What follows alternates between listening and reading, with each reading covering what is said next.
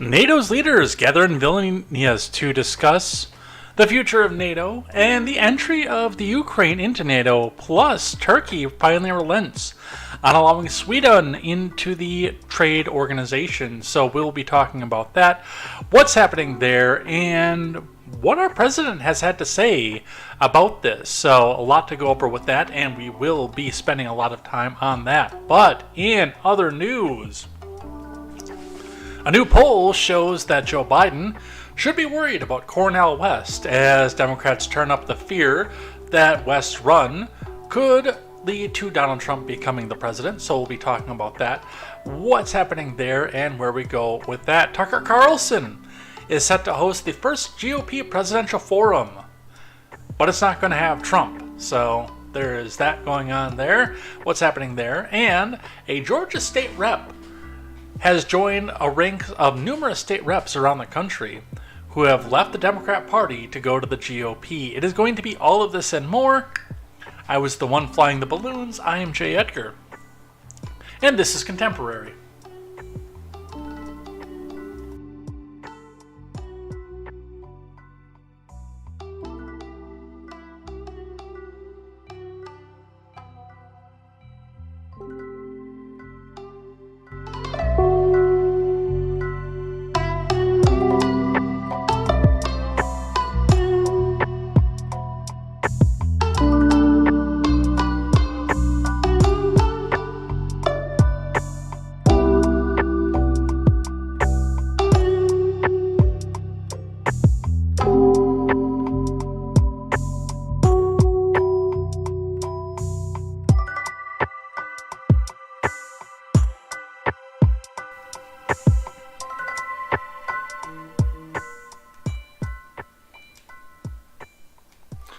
Good evening, everybody. Welcome to Contemporary. My name is Jay Edgar. Ladies, drink free. That is right.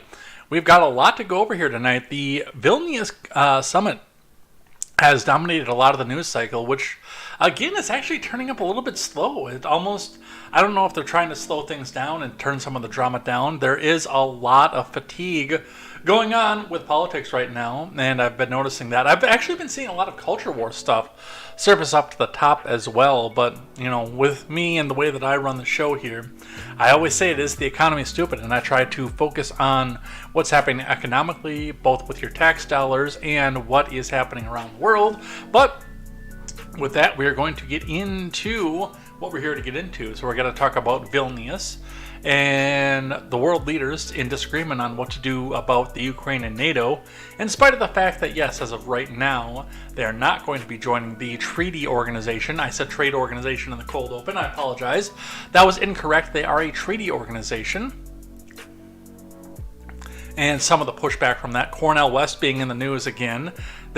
Cornel West is like the Democrats' greatest fear right now, and I think it's kind of hilarious because the dude is kind of out there, and they know he's never going to be the president, but the biggest fear of everybody is that, oh no, he's going to make Donald Trump be president again. So we're going to talk about that and what's happening there, and what's happening with that. Tommy Tuberville actually getting into some hot water.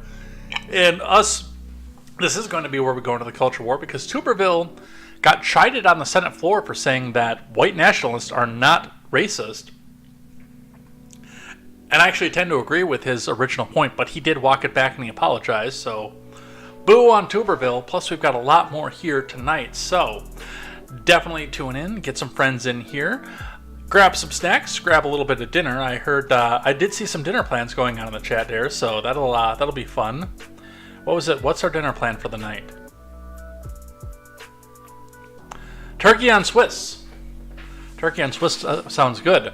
I don't really care for Swiss, but I do like other rotten cheeses. I bought 4 of them because the local grocery store that I get them from does not carry them all the time, even though they're half-pound patties a pop. I have 4 bacon and blue cheeseburgers with bacon and blue cheese right in the burger, and they are fantastic. I'm going to cook those up tonight, and I'll have leftovers for the next night as well. So, well, I hope. I'm not going to lie, when I'm on keto, I eat a lot of volume, but it's a lot less calorie because, well, there's no starch or there's no carbs in there to hold up the calories. But that's not what we're here for tonight, but I do appreciate what we see with the turkey on Swiss, definitely. That's going to be the question from here on out, our opening question. If you're on any platform, chime in with what you're having for dinner. Definitely chime in with that, what you're planning to have, what you're thinking about having, and we'll start doing that for the week. But with that, we're going to get right into it. Before we do, make sure you guys go check out great programming such as The Daily Ignoramus, The Breakdown with Birkenhoff, The R-Rated Conservative, The Porch Boys Tweets by Brit, Mr. Behavior, The No Gimmicks Podcast, which, by the way, go check out No Gimmicks Podcast on Twitter if you are not familiar with Brady Leonard, because he is taking listener questions tomorrow. So go check that out. I've retweeted out the link for that. So if you go to my Twitter, which is at JEdgar102, you will see a retweet for him. Go ask him a question. Any question. He answers most of them. I think all of them usually. On his program. So go check him out. And also go check out Silent Caster. And Clown World Chronicles with Papa Palpatine. Lost my place with there, trying to plug a little bit more for Brady Leonard with that. But yeah, go check out all that great programming. Stop listening to news from people who hate you and who wear suits that cost more than your houses. Listen to your news and culture from people who are just like you. Go check out all those great programs. And let's get down into the news. We're going to start today with our finance segment, as we always do. And we're going to start with the Dow. The Dow also took another update today, up 317.02 points, or just a little bit shy of 1% on the day, to 34,261.42. And that is an all-day up. They never dipped below the previous close, so we're starting to see some of the fallout from people thinking that the economy is going to go great and we're going to miss that recession. We will see what happens. I don't think it's a possibility, but we'll see what happens. Looking at the Bitcoin also rose today, $30,533 and 30 US cents. That is up 113 US dollars and 50 US cents, or about 1/3%, 0.37% on the day for a rise in Bitcoin that took a little bit more of a roller coaster day than the Dow did. It was up, it was down, it never dropped below. Well, it did drop briefly below its previous close, I guess, but it spent most of the day up and ending up just a little bit over 1/3%. Your gas prices in the Madison area are holding steady with 320 on the west side, 320 on the east side, with an outlier at 316. But your outlier 324 is gone, and that has gone down to 320. So You're getting some reprieve at the pump right now. Remember, these are not your local gas prices. Always check your local listings to see what your local prices are, but this is a pattern that we can use to see what the national average most likely looks like off of that. Madison being a fairly central location in a very, very swing state, they're going to be one of the first ones to get the reprieve and one of the last ones to get the rise. So we will see what happens with that and where we go with our gas prices tomorrow. Both of our finance articles come from CNBC today, both our finance and layoffs article, but I also have one on the state of what could be happening with the real estate market as well. Let's start with CNBC's. Dow closes 300 points higher on Tuesday as key consumer inflation report looms. From Hakyu Kim and Sarah Min. That's right, Mogwai never apologized, but Tommy Tuberville didn't get that memo. U.S. stocks rose on Tuesday, a day after the major averages snapped a three-session decline as traders awaited key inflation data slated for a release later in the week. The Dow advanced 317.02 points, or 0.93%, to close at 261.42. The S&P rose 0.67 to end at 4439.26. The tech-focused Nasdaq gained 0.55 to 13,760.70. Salesforce's stock rose nearly 4% after the company announced it would increase prices across the board in August. Activision Blizzard shares jumped 10% after a federal judge denied the FTC's request for a preliminary injunction to stop Microsoft's acquisition of the video game company. The decision meant that the two companies were closer to completing their deal. The June Consumer Price Index report, set for release on Wednesday, as well as the June Producer Price Index due out Thursday, will shed light on whether the decline in inflation has continued, even though it hasn't declined, and create the backdrop for future direction of interest rates. Economists polled at Dow Jones expect the index rose 3.1% last month on a year-over-year basis, which is still ridiculously outrageous, especially since you're still compounding that over 9.5% at this time last year. Investors have penciled in another quarter-point increase at the Federal Reserve's July 25th to 26th meeting, but they're undecided about what the central bank will do at its September meeting. It's going to go another quarter-point in September. After last week's continued robust jobs data raised concerns that policymakers will revert to raising rates following the June pause. I think on Wednesday you're going to see further evidence that the CPI measured inflation is continuing its descent. And a lot of that was because of the impacts of the pinko pox, but that's not good enough for the Fed. The Fed worries about there being a wage price spiral, said Brent Schutte, Chief Investment Officer at Northwestern Mutual Wealth Management Company. I think there's going to be a recession because the Fed will keep going until they see the labor market crack and until wage growth goes well below 4%, Schutte continued. Well, see, the problem is there is going to be a recession, but it's not quite because of the Fed keeping going until they see the labor market crack. It's already cracked. We're already here. With the closing of so many retail stores and commercial real estate on the decline in such a hurried way, and now it does look like there is going to be some stress in the civilian real estate market. The residential real estate market, we'll talk about that in just a moment here. But, well, it's not looking good. And once the housing market drops, everything else seems to go with it. So we will see what's happening with that. Our layoffs report today, which is going to add further stress to this, comes to us from Microsoft, CNBC reporting. Microsoft confirms more job cuts on top of $10,000 layoffs announced in January. From Jordan Novett.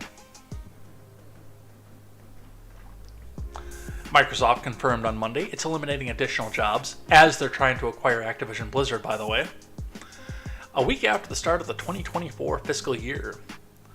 The cuts are in addition to downsizing announced in January that resulted in 10,000 layoffs. The software maker also disclosed a small number of cuts at this time last year. GeekWire reported on the latest cuts earlier Monday. Amazon, Google, and other large tech companies have also scaled back this year, adding headcount rapidly to meet rising demand during the pinko pox pandemic. Microsoft has said in recent months that clients are looking for ways to save money on their cloud computing bill. A Microsoft spokesperson declined to specify the number of cuts in the latest round. In January, CEO Satya Nadella issued a memo indicating the company would change its hardware lineup and consolidate leases. Microsoft filed a notice Monday saying it would cut 276 people in its home state of Washington. Of those, 66 are virtual. Salespeople and customer success representatives posted messages on social networks to announce that they lost their jobs. It's not really the engineers. In cases like this, a lot of times it is, just like we saw yesterday. The HR and the support staff, the DEI people as well, but that seems to be where the majority of this is coming from. So that is what we see in our layoffs report, and one more, just showing the death decline and the death spiral of our economy. Fox Business reports Airbnb bookings dip in Austin and San Francisco, prompting doom loop fears. From Eric Ravel. Airbnb bookings have declined over the past year in cities like Austin and San Francisco that have historically been popular destinations for short-term rentals, prompting concern over the economic uncertainty racking urban areas and prospect of a doom loop developing. Nick Gurley, the CEO of Austin-based Reventure Consulting, recently tweeted that the Airbnb collapse is real and that revenues are down nearly 50% in cities like Phoenix and Austin. He went on to say, watch out for a wave of forced selling from Airbnb owners later this year in areas that are hardest hit by the revenue collapse. Gurley cited the All the Rooms data, which showed that 48.6% year-over-year decline in the average revenue per available listing in the 3-month period ending in May for the Austin metropolitan area. He attributed the decline to the end of the pandemic-era migration, tweeting, "The pandemic is over. Fewer people are working from home, vacationing in states like Montana, Texas, and Tennessee, so the demand is way down, just as the Airbnb supply went way up, so you get a crash." An Airbnb spokesperson told Fox Business, "The data is not consistent with our data. As we said during our Q1 earnings, more guests are traveling on Airbnb than ever before, with nights and experiences booked growing 19% in Q1 2023 compared to a year ago." Jamie Lane, the chief economist at SVP of Analytics at AirDNA, also pushed back on the notion of major decline in short-term rentals. Lane tweeted an analysis of using AirDNA data of the same metro areas covered in Gurley's analysis, which found an average decline of 3.6% rather than 40%. AirDNA showed that the Austin metro area experienced a 7.2% year-over-year decline in revenue per available listing for the same 3-month period ending in May of 2023. So it's not the end of Airbnb, but one of the problems with this, of course, is when they take it out of big markets where people are vacationing to, rather than where people are going to work, which is also a very, very big source of revenue for this. So I think that some of these people are going to lose their second homes, be forced to sell, and be forced to sell at market loss. We will see what happens with this, though, where this goes, what we do with that. We're not on death spiral yet, but it's something to think about as we go into the close of this year. And that's our finance report for the day. Let's talk about Vilnius. Our first article today comes from the BBC. NATO membership for Ukraine, a key question at Vilnius summit. This is from Gordon Carrera. Out in a dense forest in central Ukraine, troops from a Ukrainian artillery battery are training before heading out into the front lines. For some, it will be a return to the fight. For others, it will be their first time as they replace those who have been injured or killed. Yeah, because Zelensky is going to throw every single human body that he has at his disposal at the Russians until they're either all dead or they've taken Moscow.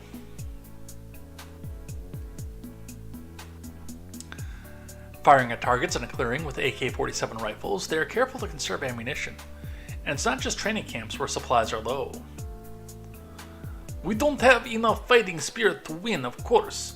Unfortunately, we currently do not have enough weapons," Roman, their commander, tells me. "The main thing is to have enough ammunition." Out down the front lines, they're having to economize, he explains. This is not a secret. Amount of ammunition that enemy uses daily is at least 5 times higher than the amount of ammunition we use. Supplies from allies have been essential for Ukraine in this war. For Roman and other soldiers, the NATO summit in Vilnius is a crucial moment to ensure that they have what they need to continue the fight. The widespread expectation is that new weapons will be promised at the summit, as well as more supplies of ammunition. The U.S. decision to provide cluster munitions from existing stockpiles last week was partly to act as a stopgap before the new artillery supplies are ready. But viewed from Ukraine, the summit is about much more than just weapons and ammunition. It's about what type of commitment the country will be offered when it comes to joining the alliance. Ukraine has been knocking at NATO's doors for years. What it wants is more than just positive noises and a feeling of being left in a permanent waiting room. At the core of NATO is Article 5, which sets out that an attack on one member is an attack on all. The principle of collective defense could offer protection for Ukraine, but almost everyone agrees it's very difficult to put in place when a country is already at war.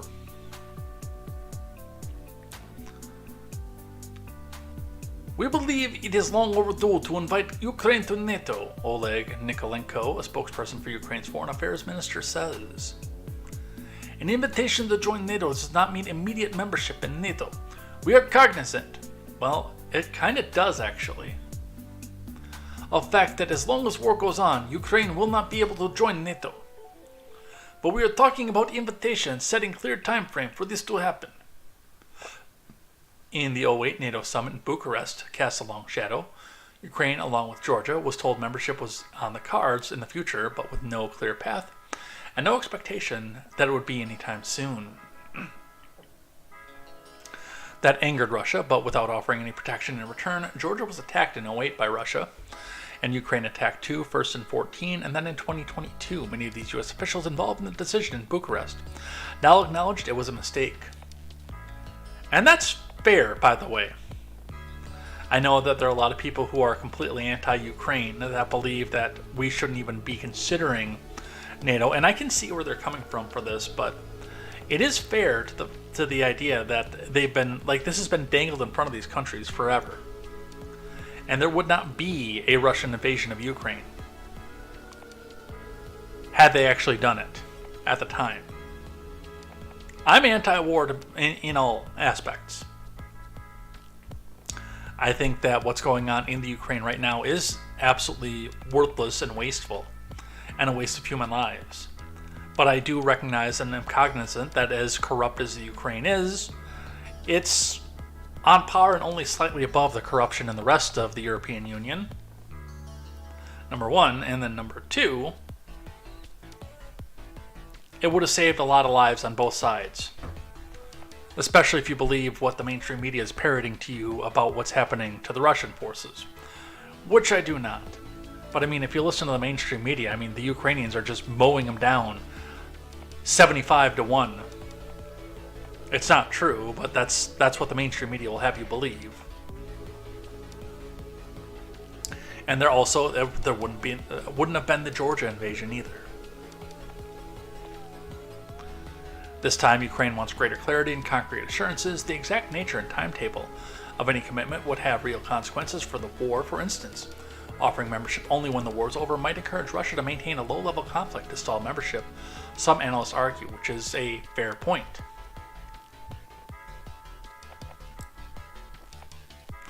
But there are existing NATO members who are cautious about offering too much to Ukraine now. They fear that this could draw NATO closer to war with Russia. That is a view that is met with some annoyance in Ukraine.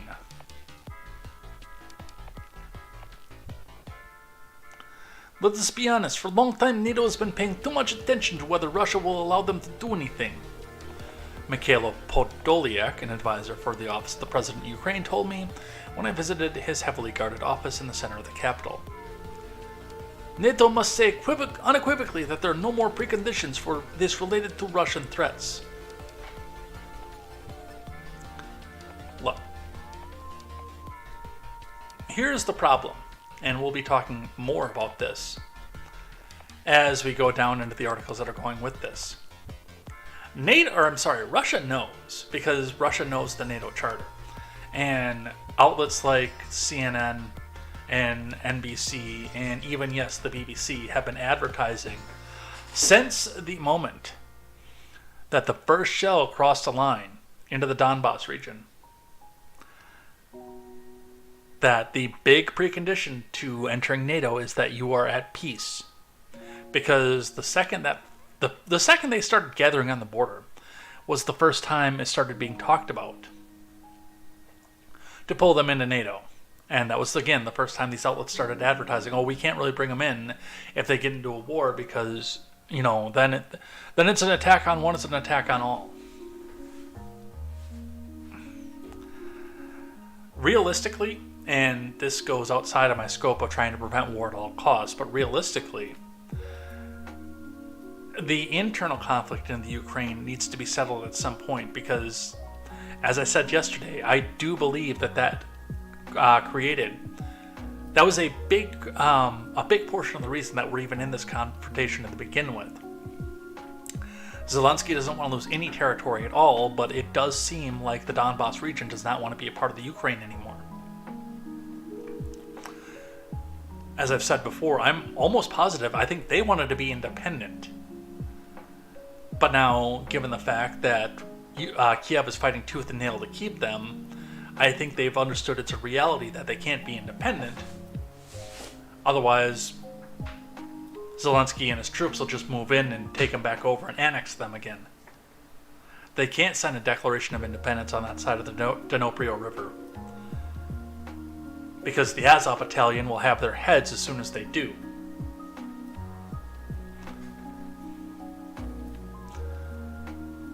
But there's a reason that Article 5 exists, and we only take countries in that are currently at peace and not at war right now, and that is because otherwise you're basically saying, yeah, no, we'll go back and fight your war for you.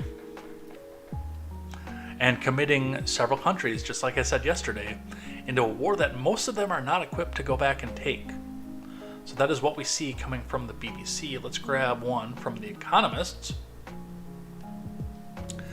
As NATO's leaders gather in Vilnius, Ukraine will dominate everything. Yeah, we knew that from the start.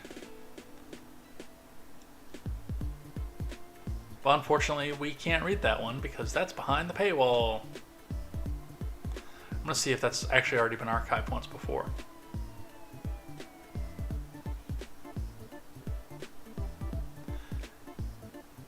Oops.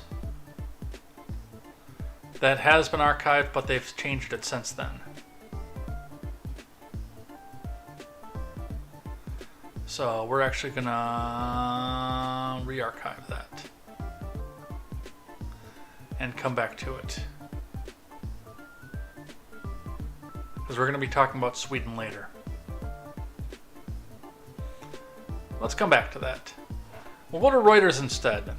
What's on the table for NATO at the Vilnius summit? From Sabine Siebold. NATO leaders will meet in Vilnius on Tuesday and Wednesday to address topics ranging from divisions over Ukraine's membership bid and Sweden's accession to boosting ammunition stockpiles and reviewing the first defense plans in decades. This will be the fourth NATO summit since Russia's invasion of the Ukraine, with the first held virtually on February 25th, 2022, just a day after the assault, followed by meetings in Brussels and Madrid. The extraordinary flurry of gatherings stands in contrast to the previous rhythm of annual NATO summits and shows how war on its doorstep has forced the alliance to strengthen cooperation. Here's the list of issues to be discussed. Ukrainian membership. The summit looks to be dominated by how NATO will define its future relationship with Ukraine, amid repeated calls by Zelensky for Kiev to receive an invitation into the alliance at Vilnius. NATO Secretary General Jens Stoltenberg said that Kiev will not become a member while war rages and the summit will not issue a formal invitation. Still, allies are divided over how swiftly Ukraine should be allowed to join after the fighting ends. Well, again, the first part of that is you have to make fighting end. While Eastern European countries say a roadmap should be offered to Kiev, the US and Germany are wary of a move that might make the alliance closer to war with Russia.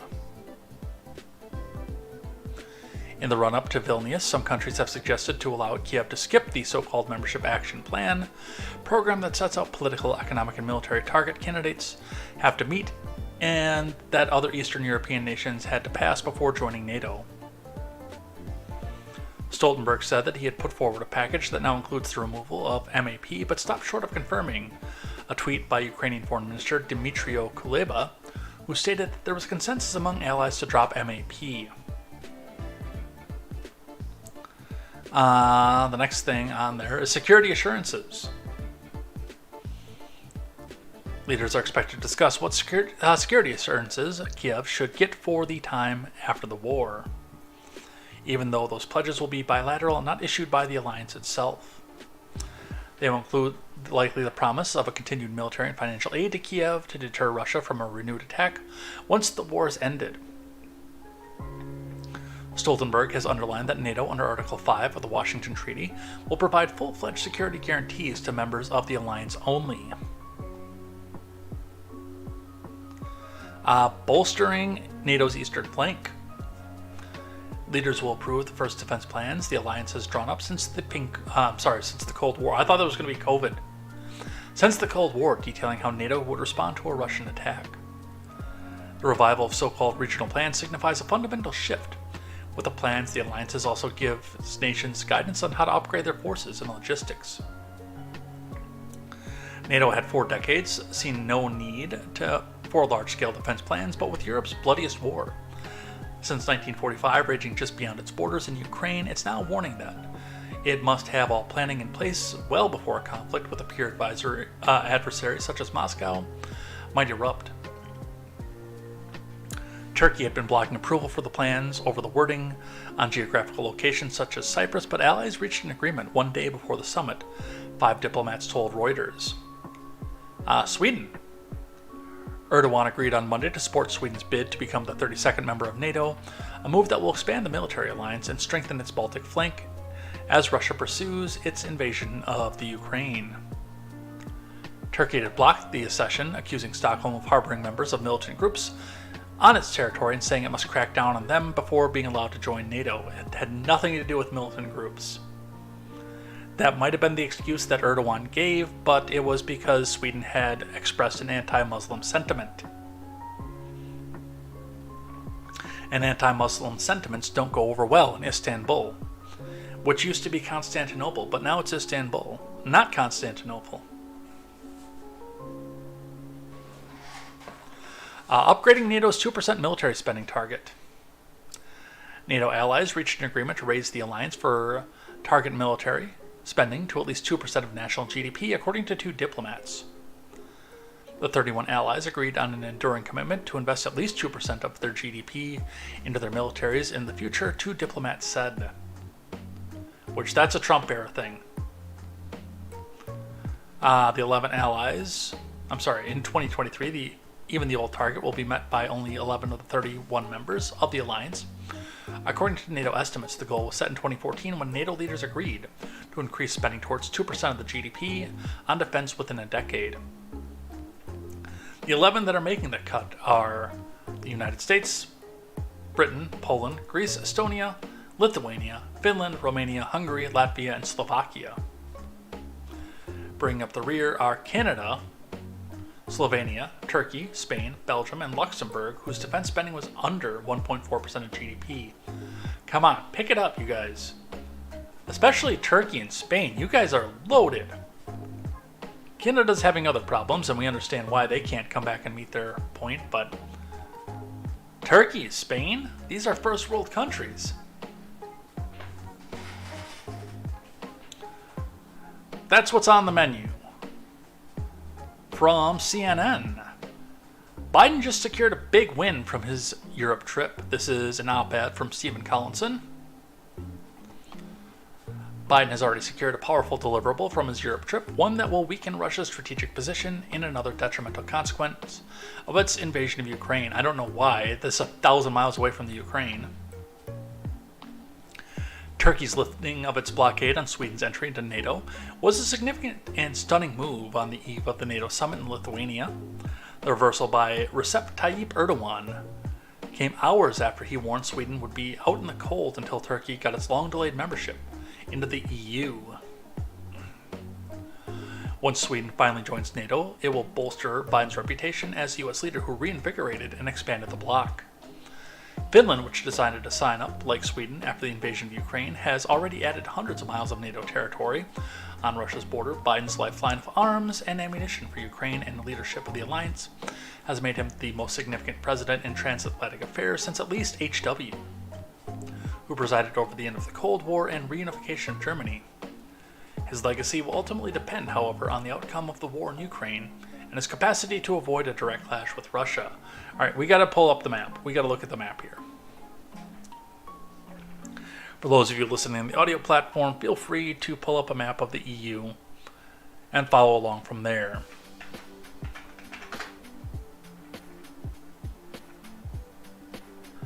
Maps. Not the kind that Democrats get excited about. So, apparently,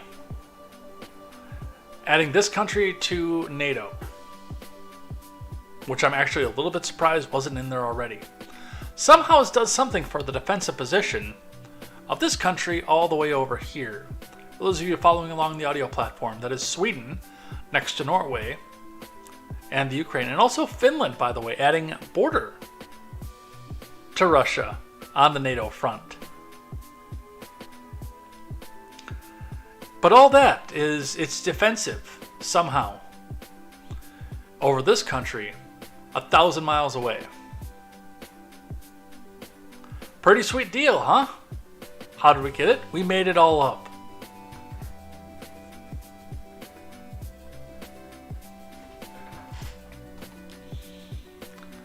The only thing that this does is give the assurances, of course, that our friends up in the northern part, up in St. Petersburg, won't throw a boot across the border into Finland. And by the way, Finland, Sweden, Estonia, Latvia, Poland, and Germany, along with the rest, will still buy gas from Russia through what's left of the Nord Stream 2 pipeline, but still oppose what they're doing in the Ukraine.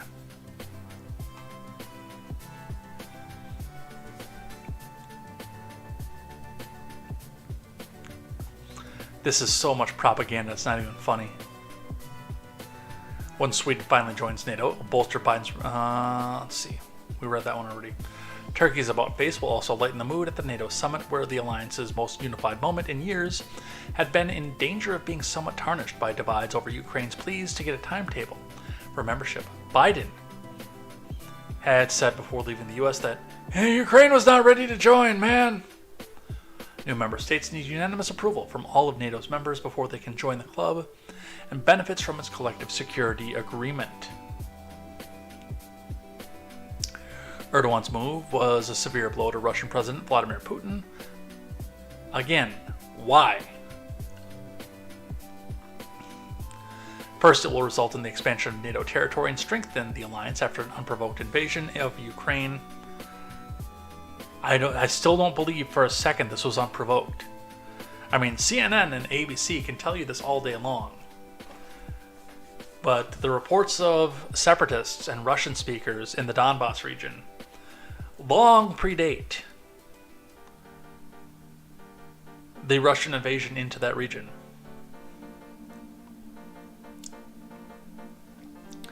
That Putin had argued was partly intended to weaken the West and counter what he claims is its efforts to neuter Russian power in its own backyard. Secondly, the decision by Erdogan, an incredibly autocratic leader who's enjoyed largely cordial ties with the Kremlin strongmen, will frustrate Russia's attempts to sow divides between NATO members in order to weaken its alliance. And these people call you the conspiracy theorist. Monday's events were another intriguing twist for the mercurial leader who has leveraged Turkey's strategic position, where the West meets the East, to try to rebuild his country as a major regional power, while it is unclear whether Erdogan secured anything more than the cosmetic concessions from Sweden, NATO's European powers. And the United States has suddenly change of mind raises the question whether he had negotiated himself into a corner he had already dropped objections to Finland joining the alliance. Apparently there was some behind-the-scenes diplomacy. Jens Stoltenberg, who is close to Biden and was just persuaded to extend his term until October 2024, said that Turkey's change of heart was the product of months of diplomacy. This is not new negotiation, but it's about implementing and reassuring the implementation of different things that we agreed upon in Madrid, Stoltenberg said. Turkey's change of heart has also followed a telephone call between Biden and Erdogan on Sunday, in which the American president appears to have made his position crystal clear. How? How did that man make his position crystal clear?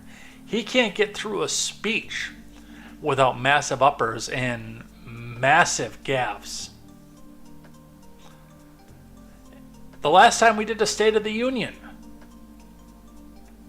I had to decline the drinking game because I had to work the next morning, and I knew that I would be absolutely fucking blitzed if we took a drink every time Biden made a gaffe. I don't understand what's crystal clear about the position of international pressure. The White House hinted at the tone of the call when it said Biden expressed a desire to get Sweden into NATO as soon as possible, man. National Security Advisor Jake Sullivan said the deal came about after talks between NATO, Turkey, and Sweden, but also pointed to recent U.S. engagement, including the president's meeting in Washington last week with Swedish Prime Minister Ulf Kristersson. I would believe more that Jake Sullivan was the one that orchestrated this than Biden. But I also don't believe that Biden is in control of his entire administration either. In fact, I would believe that there's more control coming from Jake Sullivan than Biden.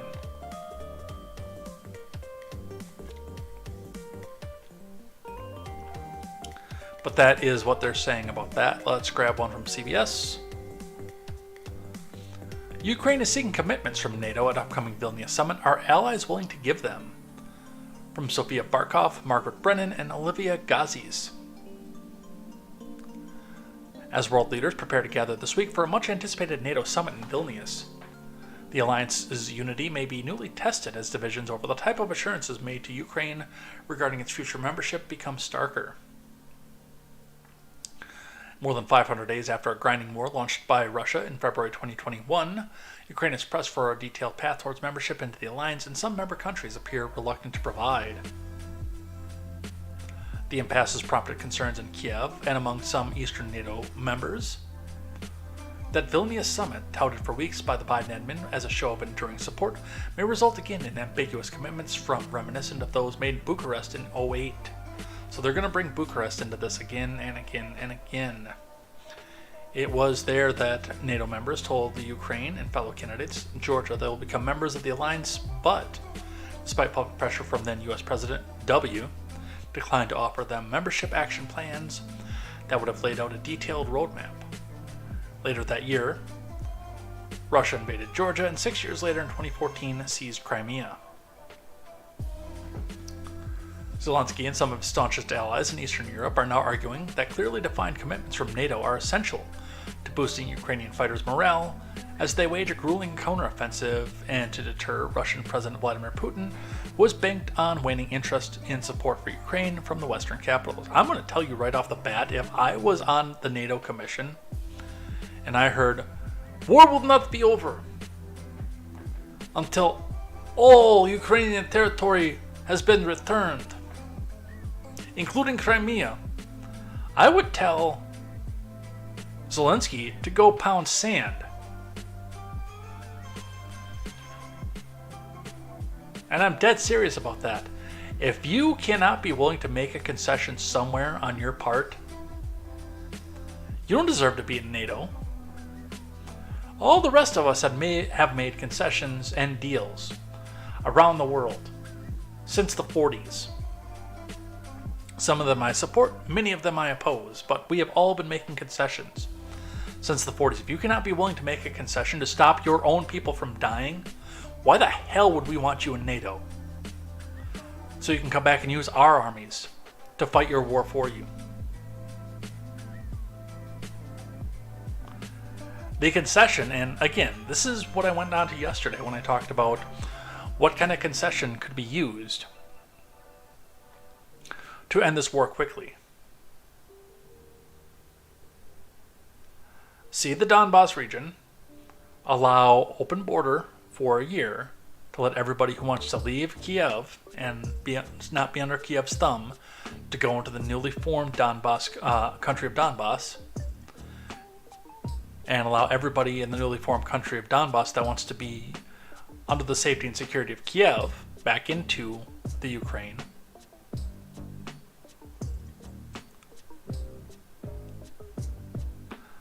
Allow the two things to happen, and that comes with the caveat to Russia that if they move anywhere beyond the Dnipro River, they will accept a nuclear weapon directly into Moscow,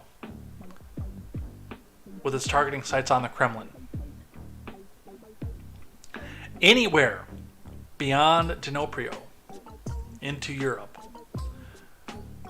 you will not recognize what was left of Moscow. All the great art from before Lenin that's still held in the museums in Moscow will be gone. All the history will be gone. All the people will be gone.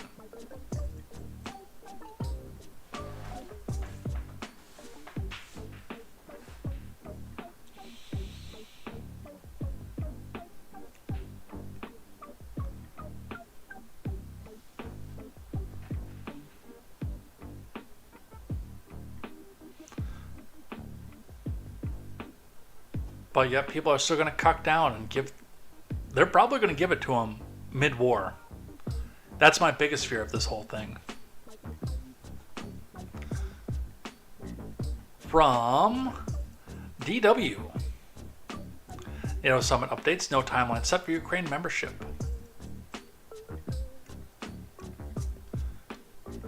Let's see. Baltic states make it easier for NATO allies to access their airspace. Estonia, Latvia, and Lithuania will grant their NATO allies full access to their shared airspace. The three countries' defense ministers agreed to the sidelines of the NATO summit in Vilnius. Zelensky says Ukraine will make NATO stronger. Speaking to thousands of people in Vilnius on the sidelines of the NATO summit, Zelensky reiterated his call for his membership of the alliance. NATO will give Ukraine security. Ukraine will make NATO stronger, Zelensky said, standing alongside Lithuanian President Gitanas Nausėda. The Ukrainian president wants a clear timetable from NATO on bringing his country into the alliance. The day I set off with faith in NATO that does not hesitate, does not waste time. I would like this faith to become confidence. Confidence in solutions we deserve. Earlier, NATO Secretary General Jens Stoltenberg said in a previous accession to NATO had not been accompanied by a timeline. They're conditions-based.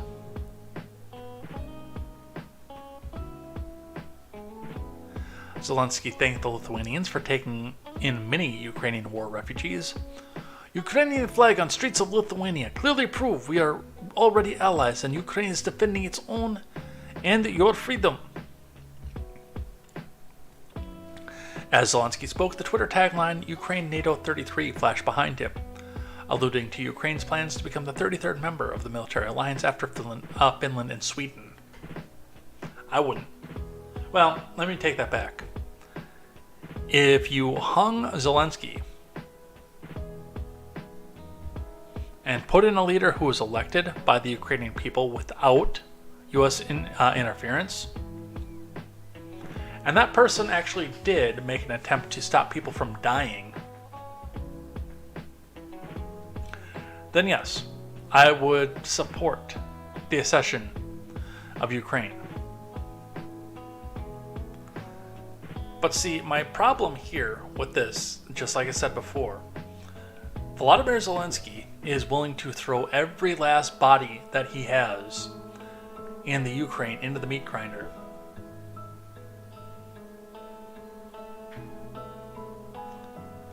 Until there are no more Russians in Donbass or Crimea. So why the hell would I give him access to our military where he can start throwing our boys into the same meat grinder until he gets to his goals? Fuck that.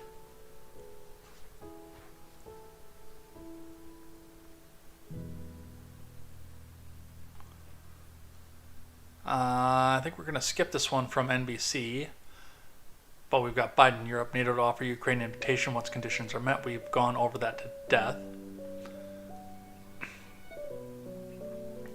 From CNN, Zelensky gets a NATO boost and a rock star's welcome from crowds in Vilnius. From Christian Edwards.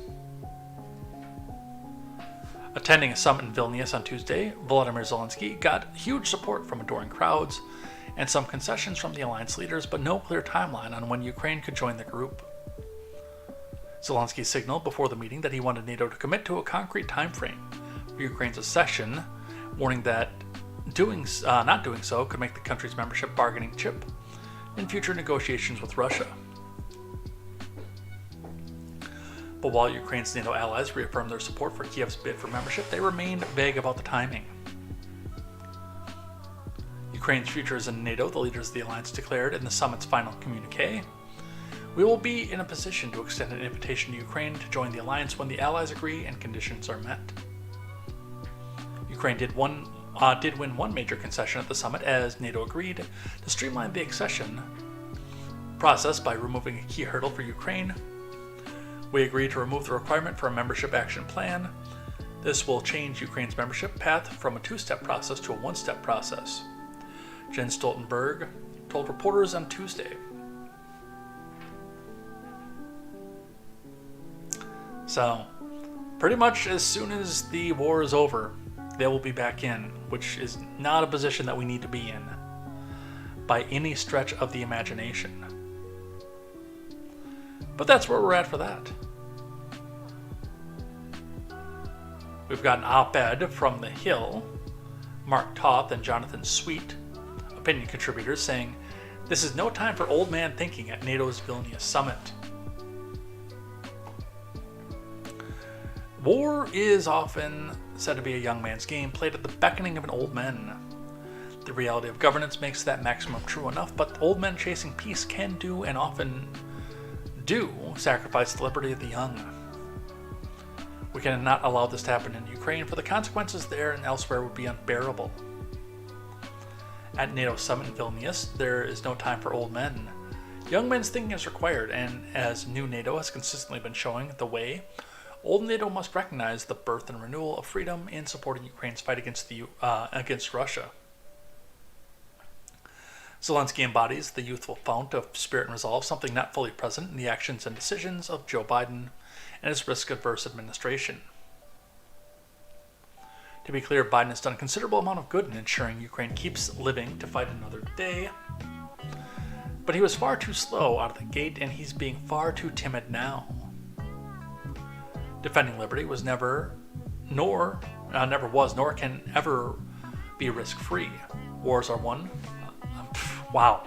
I'm reading that Biden, man. Wars are not won playing it safe, but by going on the offensive and risking defeat, or severe repercussions if victory is not achieved. As NATO's member states meet in Vilnius, the U.S. is at an inflection point to block Russian President Putin from imposing a vision of a new autocratic multipolar world. We must shift the paradigm. Oh my God, the propaganda. But again, that's why this is an op-ed.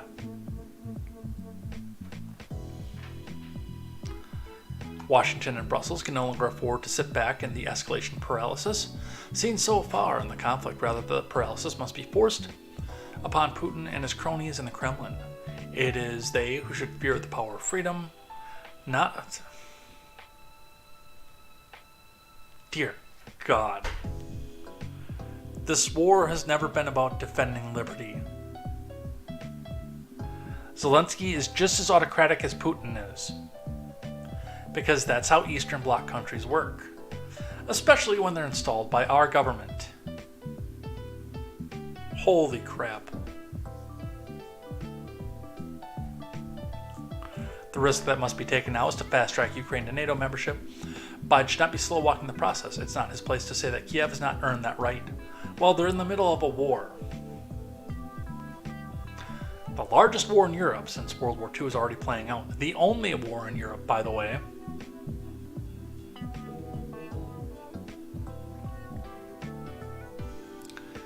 Ukraine, mainly equipped, trained, and mentored by NATO partners, is the bulwark presently protecting all of NATO from Russia. Jesus. They go down this road every time. Oh, if we make any concession to Russia at all, anything at all, then oh my God, they're going to go into Poland and they're going to go on to Europe.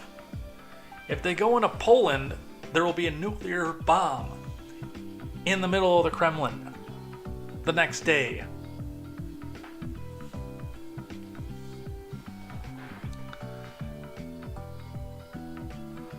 Accession should, of course, come with caveats. For instance, Ukraine should be prevented from invoking Article 5 until this war is over.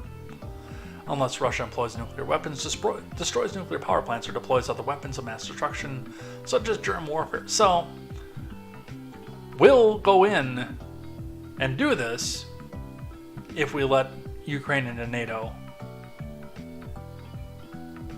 If Russia escalates the attack,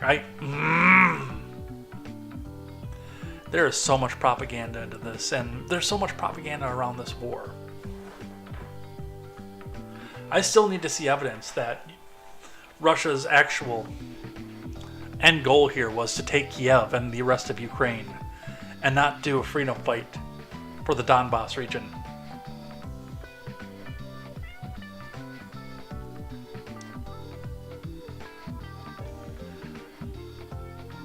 And I think the last one we have on this? Yes, the last one we have on this.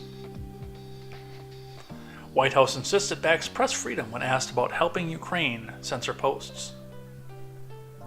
From Stephen Nelson over at the New York Post. Biden's national security advisor insisted Tuesday that the White House respects press freedom when asked about a new congressional report that says the Biden admin helped Ukrainian officials censor U.S. social media accounts. Jake Sullivan didn't dispute the accuracy of the report when the Post asked about it at the annual NATO summit in Lithuania. I've not seen that report, Sullivan said at first when asked about his reaction and whether the White House or National Security Council were involved in the censorship. All I will tell you is that the U.S. and the Biden admin strongly support press freedom, media freedom, and would support no steps that would be taken to undermine that, Sullivan added, despite the White House facing a litany of press freedom complaints. The gathering of NATO leaders, including Biden and Europe, will focus primarily on supporting Kiev against more than 16-month Russian invasion. The alleged censorship partnership featuring the FBI and the Ukrainian spy agency, SBU, was revealed on Monday in a 27-page report from the Republican-led House Judiciary Committee, which said multiple journalists and even a U.S. State Department account were flagged for removal. Although the SBU's list contained American accounts, neither the FBI nor Meta appeared to raise concerns about the presence of the SBU's disinformation registries. Instead, the FBI demonstrated a willingness to support and implement SBU's calls to take down certain accounts, even though the request included rather US-based accounts, the report said.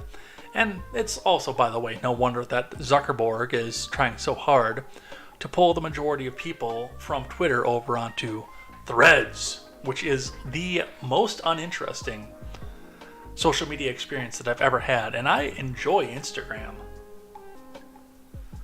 But the only people who are posting that I see on Threads are just vapid and shallow. It's nothing, well, I mean, that's most of social media anyway. But I don't think this is going to be the Twitter killer, number one. And number two, what Zuckerberg is trying to do is bring over and have the microblogging experience, but also being able to put his fingers on the scale where Elon Musk won't. He wants to do what Parag Agrawal was doing because Elon Musk won't.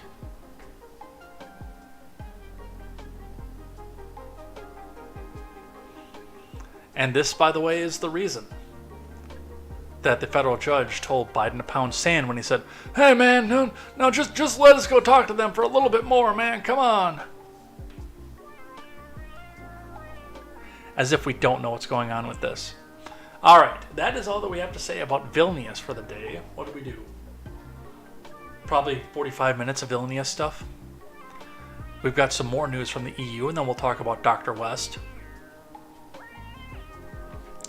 EU faces cliffhanger vote on major bill protecting nature and fighting climate change because, well, they believe the hype. And of course, they're also home to "How dare you!" Greta Thunberg. From KTZed. Protesters and legislators converging in the European Union Parliament on Tuesday as the bloc prepared a cliffhanger vote on protecting its threatened nature and shielding it from disruptive environmental change in a test of the EU's global climate credentials. Spurred on by "How dare you!" Greta Thunberg. Thunberg! A few hundred demonstrators demanded that the EU pushes a bill to beef up its restoration of nature in the 27-nation bloc that was damaged during decades of industrial expansion. A counter-demonstration of farmers demanded a slower approach that would lessen the impact on their income. Inside the legislature in Strasbourg, France, the parliamentarians put in last-minute efforts to sway Wednesday's vote, which could push the key part of the EU's biodiversity protection plans off the table. The legislature's Environment Committee last month was deadlocked in 44-44 on it. The bill is a key part of the EU's vaunted European Green Deal that seeks to establish the world's most ambitious climate and biodiversity targets and make the bloc the global point of reference for all climate issues. The plans proposed by the EU's Executive Commission set binding restoration targets for specific habitats and species with the aim by 2030 to cover at least 20% of the region's lands and sea areas, which is all well and good. I mean, I love nature as much as the rest of anybody else. I spend a lot of my time during the summer out in the woods with hiking boots on, trying to best a bluff that has thus far beaten me. But I also smoked a little bit under stress for the last few months, so I haven't been out as much as I should be, but regardless, I love being out in nature. I love being out in the country. Wish I could spend more time at my mom and dad's, honestly. Because that's way, way out there in the country. Way out there, in the middle of the sticks. Surrounded by acres and acres of farmland and forest. And you love to see it. You love to be there. The problem with Europe is that it's been so settled, and there are so many people there at this point. You need to figure out what to do with those people who are going to be unhoused by the fact you're trying to take over 20% of their land. And I don't think that the climate people have thought that through. Well, I know a lot of them are in favor of a mass genocide to bring us back down to sub 1 billion people on the planet.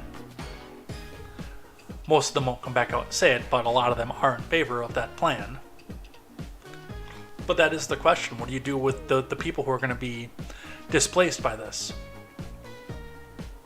I am all for trying to renature things. I hate living in the city, even though I do.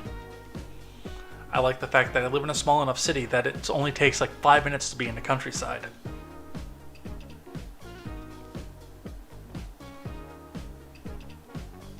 If that. But this is a place that has not been very, very heavily settled either. So to get out into the nature didn't mean displacing hundreds of thousands, maybe millions of people. Or offing them, which I think a lot of them are in the midst of doing. So that is what we see for that. Let's talk about Dr. West. We're going to start here with this one from Newsweek. Cornel West blames NATO for Russia's war with Ukraine. From Nick Reynolds. Third-party candidate Cornel West suggested Tuesday that NATO was just as culpable for the Ukraine war as the Kremlin, calling the alliance an expanding instrument of Western imperialism that provoked the Russian invasion. I don't believe that, to be completely honest, either. In a Tuesday post to his social media pages, West, a left-wing philosopher and academic running on a fierce anti-war platform, said that the ongoing efforts by NATO allies to arm Ukraine represented a policy of escalation that, if left unresolved, could result to World War III. That I agree with. The latest alleged escalation came earlier this week after NATO ally Turkey and U.S. President Biden said they would support providing cluster munitions to the Ukrainian military. Such a deal, West said, was a step too far. His remarks mirrored the rhetoric from Russian state media, because Newsweek has to put that in there. Oh, he stands against arming the Ukrainians. He must be a Russian agent. Marianne Williamson all over again, folks.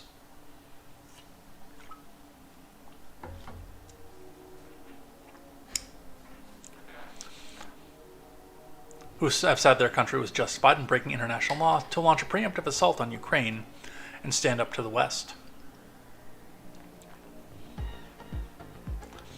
NATO is an expanding instrument of U.S. global power that provoked Russia into a criminal invasion and occupation of Ukraine, wrote West, who was seeking the Green Party's presidential nomination. He continued, the proxy war between the American Empire and the Russian Federation could lead to World War III. We must stop the war and war crimes, including cluster bombs used by all parties, and embark on diplomatic talks that should lead to a just peace. He then quoted a line from author W.E.B. Du Bois, saying, I seem to see an outline, a third world war based on the suppression of Asia and the strangling of Russia. He went on, the Democrat Party is a party of war and Wall Street targeting Russia and China. Let us save our democracy and the world by dismantling U.S. militarism at home, as in cop cities and abroad, as Martin Luther King Jr. painfully reminded us. Newsweek has reached out to West's campaign via email for comment. I would not be surprised at all to find out that West gets JFK'd at some point here. Because number one, he is, and a lot of people are saying he's a very, very big threat to the re-election chances of Biden, and he is against what the big bankers and the big donors are for. From Politico. Why some Dems fear Cornel West presents a unique challenge for Joe Biden. From Holly Otterbein.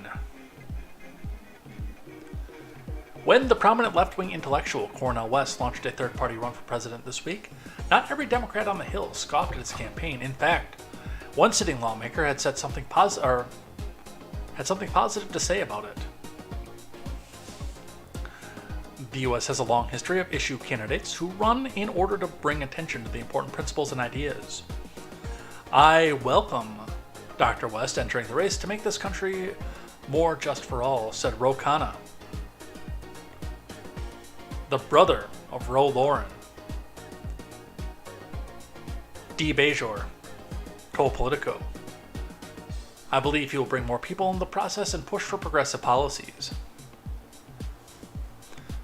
Khanna, the former campaign co-chair of Senator Bernie Sanders' 2020 campaign, wasn't endorsing West. He went on to stress he believed the West bid could ultimately help Biden, whom Khanna is supporting. He added that it is his job to help persuade liberal voters to back Biden. But the instinctive openness Khanna showed towards West underscored a relatively unique headache the latter's candidacy poses, unlike the other fringe candidates mounting presidential bids, such as RFK Jr., because he has to be a fringe because he says the wrong thing about the vaccine. And Marianne Williamson, West is not running as a Democrat. He's on the People's Party ticket, which means he could be on the general election ballot in a small number of states. And while that may limit the votes he can take from Biden, there's a concern among Democrats it could be a spoiler in November of 2024.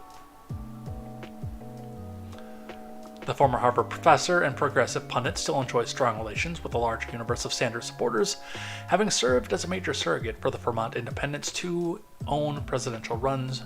Sanders' aides and allies adore him. The Sanders Institute, a progressive think tank founded by Sanders' wife and son, retweeted West's presidential campaign announcement, quoting a line from West's kickoff video and highlighting that West is a fellow at the group. The Institute later deleted the tweet, saying it was a mistake made by an aide when asked about it by Politico. The Sanders Institute regularly posts news on fellows, and a staffer had posted that, said Shana Fromm, the group's spokesperson, it was taken down right away because the Institute is a nonprofit and doesn't take a position on candidates. Bullshit. That is the biggest load of crap I've heard in politics in a long, long time.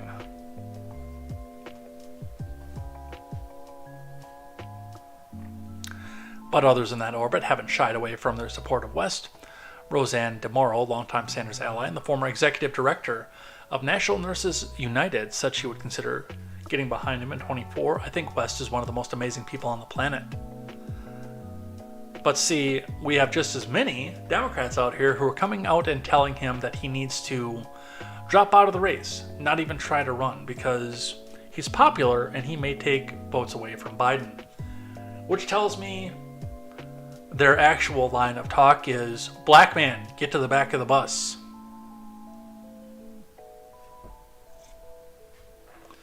Which is ironic coming from them. Well, we've got one from Axelrod. Axelrod warns Cornel West bid could tip election to Trump. And we're actually going to watch a report from CNN on that first before we get into and talk about what the Hill has to say. So let's have a listen to that.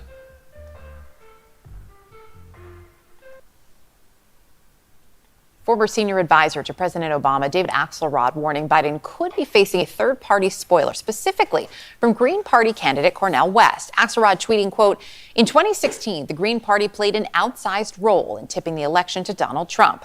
Now, with Cornel West as their likely nominee, they could easily do it again. Risky business." This comes as less than 40% of Americans say they view Biden or Trump favorably. Almost 1 in 4 voters, in fact, say they don't like either candidate, which is a key part of Cornel West's pitch. I just thought about all the creative, imaginative, courageous fellow citizens that I meet. And how do we end up with the two candidates? Trump on the one hand, Biden on the other. Good God. With Brother Trump, you've got a gangster in the objective sense. And with Biden, again, I love the brother, but he's a hypocrite. And he's pushing toward World War III when you talk about what he has to say about China and Russia. This recent NBC News poll really stood out to me. 45% of Democrats say they'd consider backing a third-party candidate. Compare that to 34% of Republicans. How concerned do you think Joe Biden should be tonight? He should be a little concerned, and I'll say this because my affinity with to Cornel West. He's my frat brother. I got my PhD in part because I was drawn intellectually to the heft of his scholarship. So he resonates, and he has resonated particularly with the African-American community for quite some time, for decades, frankly. So if you're Joe Biden, you know this is likely to be a close race, whether it's DeSantis or Trump, whoever it is, that it's those margins in some states, in a handful of states, where this third-party candidate could be effective. Particularly when you look at 2022, you see that numbers, especially in the African-American community, were not where the Democrats needed them to be. So if there is concern about how close the general election might be, with memories of Jill Stein from 2016, this should concern Biden and Democrats a little bit, based on the issues that Cornel West will be able to address.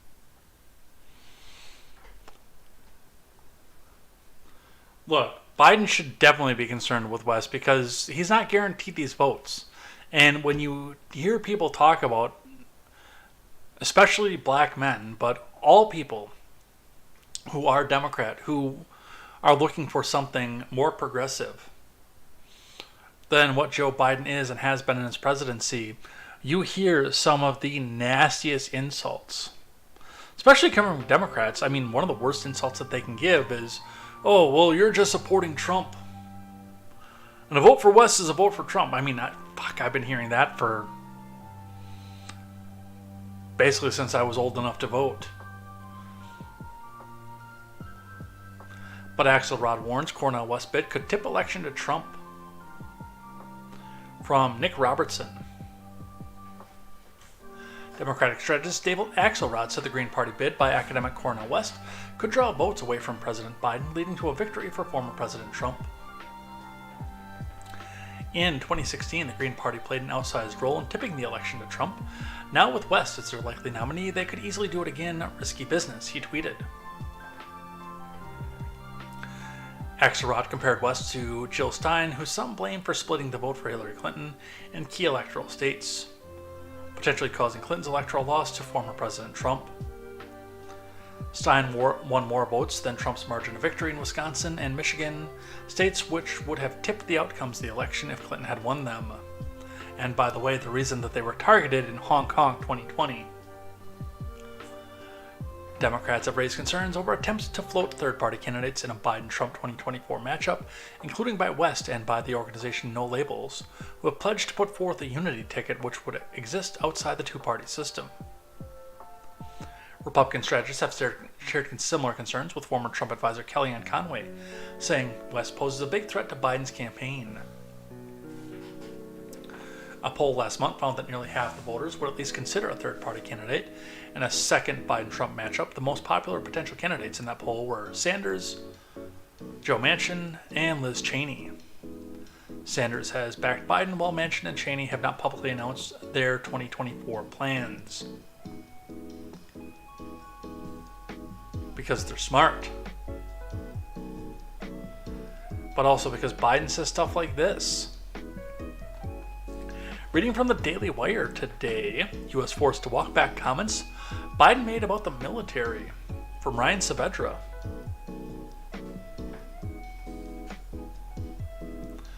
The Biden admin was forced to walk back comments that President Biden made this week about the U.S. military's preparedness for war. Oh, trust me, the U.S. is always prepared for war. We're a warlike nation. We have been a country for, about 240, 250 years? And we've had 12 major wars?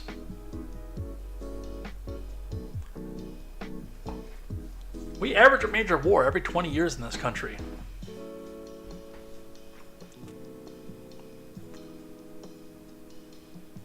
Biden faced backlash on Sunday after saying during an interview with CNN the DoD was running low on ammunition because of the war on Ukraine.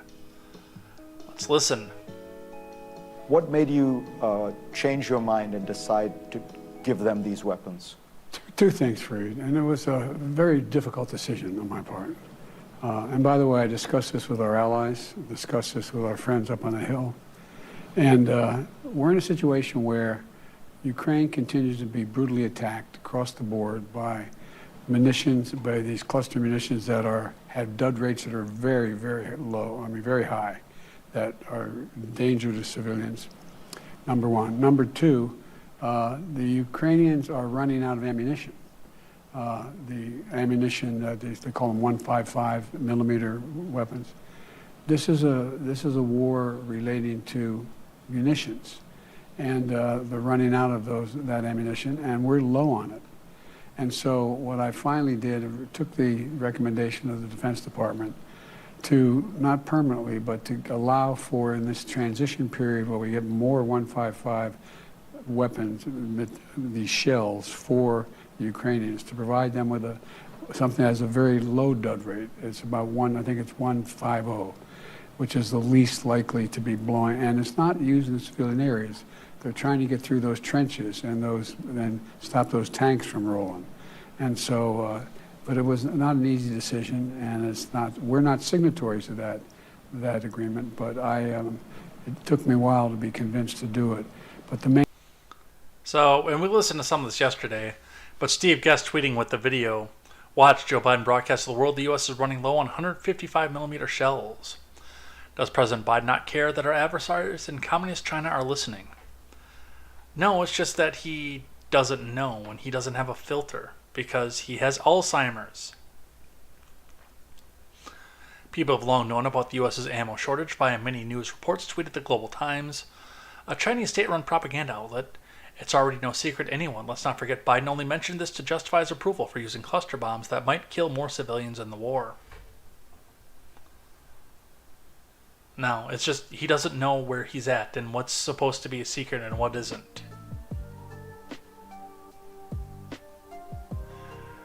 Shifting to the other side of presidential politics, from the Hill, Tucker Carlson hosting the first GOP presidential forum without Trump, from Dominic Mastrangelo. Tucker Carlson will host a forum later this week with a handful of candidates for the 2024 Republican presidential nomination. One member of the GOP primary field will be noticeably absent, however, frontrunner former President Trump. The forum, which will be held Friday in the early primary states of Iowa, will feature one-on-one conversations between Carlson and leading GOP candidates Florida man Ron DeSantis, former Vice President Pence, Tim Scott, Lady Bush, Arkansas Bush, and I Want to Sell Books. Representatives for several of the candidates confirmed to The Hill on Tuesday their plans to attend the event and said they anticipate a conversation lasting about 25 minutes with Carlson, in which, by the way, Trump will hold a rally and take all the air out of this, I promise. He probably already planned a rally for Friday.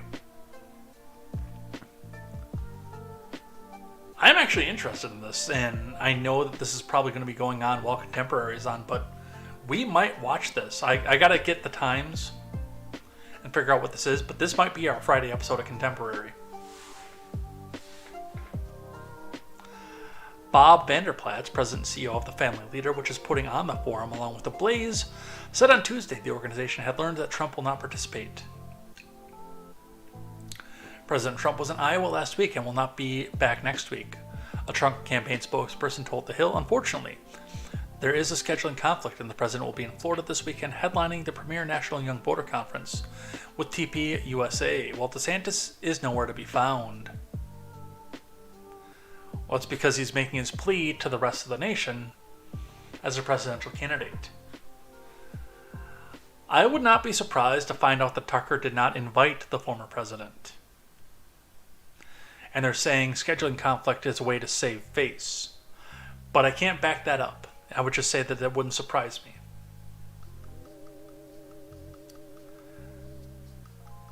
Also, honestly, especially in a situation like this, I would almost say if I was running a campaign, I would come back and say, look, I know you were just in Iowa last week, but you have to be there again. We've got to be in on this. We've got to have this one. We can't let this one slip. But I do think that there's more to the story than what they're letting on with us here. Trump has also signaled he's not willing to partake in the first RNC debate, citing a hostile relationship with Fox News and polling showing him ahead of most other GOP primary candidates. I still think you should be there. Definitely. Yeah, if I find out that this is going on at the same time as Contemporary, we will be watching this together. And that'll be our Contemporary for Friday night. I will rebroadcast this. But we'll see what happens with this. Free money. North Dakota Governor Doug Burgum offers $20 gift card to people who donate $1 to his presidential campaign. Now, the first thing you would think if you looked at this is the fact that, oh, well, this is a person who is just coming out here and wasting a bunch of money to do so. I'm willing to bet that a lot of this is donations from people. They donated several thousand gift cards, maybe tens of thousands of gift cards for $20 a pop, saying, hey, we'll make it back in spades if you do this little legislative thing for us here. North Dakota Governor Doug Burgum, who is one of the many candidates competing in the Republican presidential primary, that nobody knows about, by the way, is offering an unusual deal to people who donate to his campaign. For a donation of just $1, people can snag a $20 gift card. People are hurting because of Bidenflation, and giving Biden economic relief cards is a way to help 50,000 people until we get in office and fix this crazy economy for everyone. Burgum tweeted on Monday, yes, 50,000 people will actually get a Visa or MasterCard gift card to their mailing address. When it comes to providing economic relief to the American people, I'm not messing around, he said. So, this should disqualify him from office right there, because he is not only willing, but seems eager to use redistributionary tactics to try to undo what Biden did, instead of taking the reins off the economy and letting the people make their money themselves.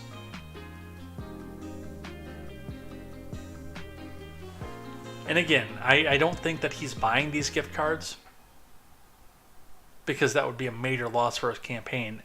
This is him being in with some big business buddies who just came in and said, hey, have this handful of gift cards here.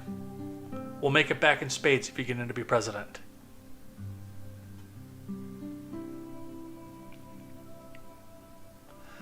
Let's talk about Tommy Tuberville. From NPC News, GOP Senator Tommy Tuberville disputes defining white nationalists as racist.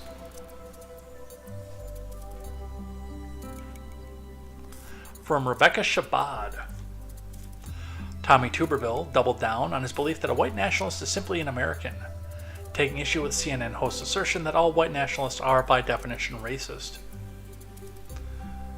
Tuberville made the comments in an interview with CNN's The Source with host Caitlin Collins when asked to clarify remarks he made in a radio interview in May, in which he appeared to defend white nationalists by suggesting they should not be barred from serving in the military. They shouldn't, by the way.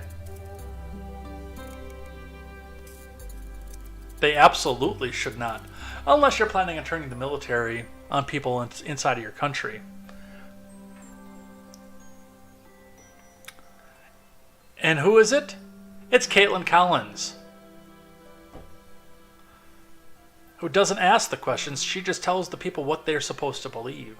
You said a white nationalist is an American. It is identity politics. You said a white nationalist is an American, but a white nationalist is someone who believes horrific things. Do you really think that's someone who should be serving in the military?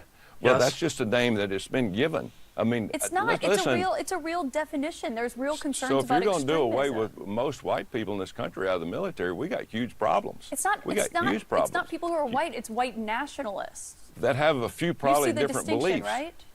That have different beliefs. Now, if racism is one of those beliefs, I'm totally against it. I am totally against racism. But there's a lot of a people white, that a believe white in different nationalist things. is racist, Senator. Well, No, it's that's not. your opinion. That's your opinion. But it's if not it's an opinion. racism, I'm totally against it. I am totally against any type of race, or any type of racism. I don't care what it's in. Okay, Senator Tommy Tuberville, thank you for your time tonight. God, I can't stand her.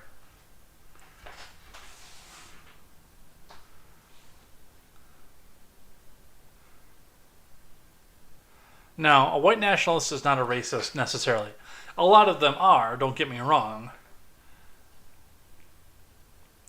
But it's not necessarily a racist thing.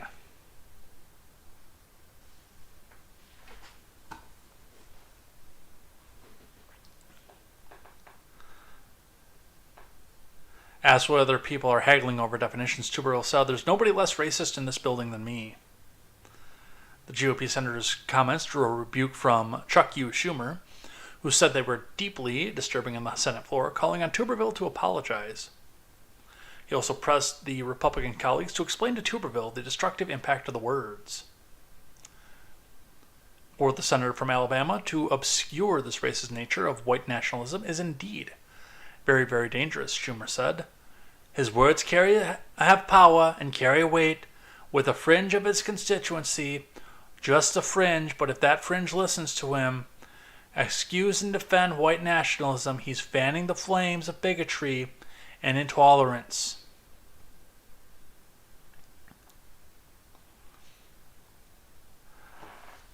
Senate Minority Leader, the Turtle Man, did not reference Tuberville directly when asked by a reporter on Tuesday about the Alabama senator's comment, simply saying, "White supremacy is simply unacceptable in the military and in our whole country. Dude, if these people want to go be a human shield, send them out to the front lines. Give them a rifle, send them to the front lines, and count how many of them come back."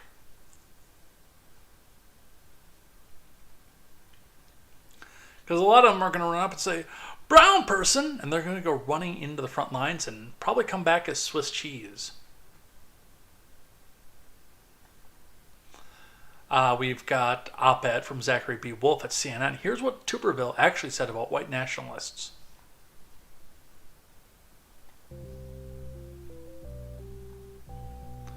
Tuberville, the Alabama Republican, does not consider himself to be a racist, which is an important place to start from since you're about to hear quite a bit about his apparent defense of white nationalists, who he suggested Monday might not be racist either.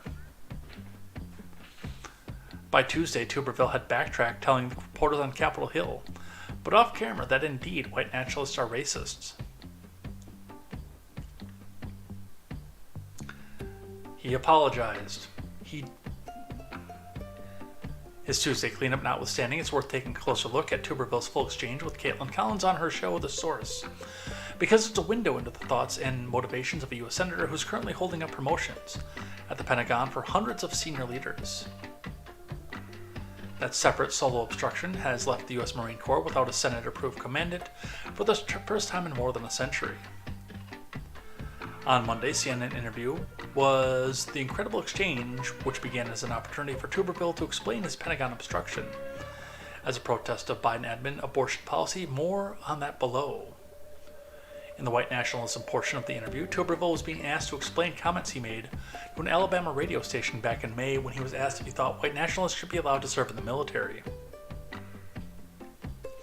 Well, they call them that, Tuberville said. Back then of two people who oppose white nationalists. I call them Americans. Actually, it's true that there are Americans who are white nationalists. It's also true that there have been warnings from the Pentagon about white nationalists serving in the military. Politically, it caused a moderate kerfuffle in May when Tuberville seemed to be trying to stand up for white nationalists in the military, although his office said he was misunderstood. His comments to Collins, when she asked him to explain on Monday, went so much further. First of all, I'm totally against any type of racism, okay? He said, offering up his 40-year football coaching resume when he was around more minorities than anyone up here on this hill as evidence. His complaint, he said, is that after January 6, 2021, he did not like Democrats in the general and the Senate Majority Leader Chuck U. Schumer, in particular referring to people as racist, nationalist, and white nationalist. We should note here that there were multiple photos from inside the Capitol on January 6th that show people displaying Confederate flags, which is not a white nationalist symbol, and that people with ties to extremist groups like the Pride Boys, who are also not white nationalists, and the Oath Keepers, who are federal agents, have been found guilty of seditious conspiracy against the government. White nationalist is just another word they want to use other than racism, Tuberville told Collins. And that's, by the way, another part of this. If you stray from the progressive agenda in any way, shape, or form, you are labeled a white nationalist, which is the latest way that our friends on the left seek to other people before they bring out the boxcars.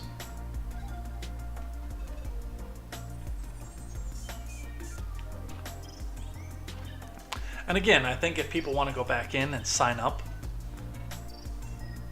and make themselves human shields for the US government for whatever stupid reason they would want to do so, go be the best human shield you can possibly be. Go run into that landmine. Go run into that firing line.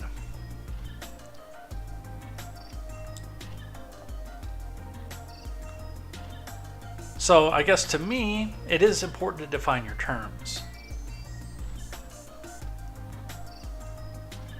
It's just like being racist out there. Oh, hey, you don't think that Biden's the best president in history? You're a racist, and probably a Trump supporter.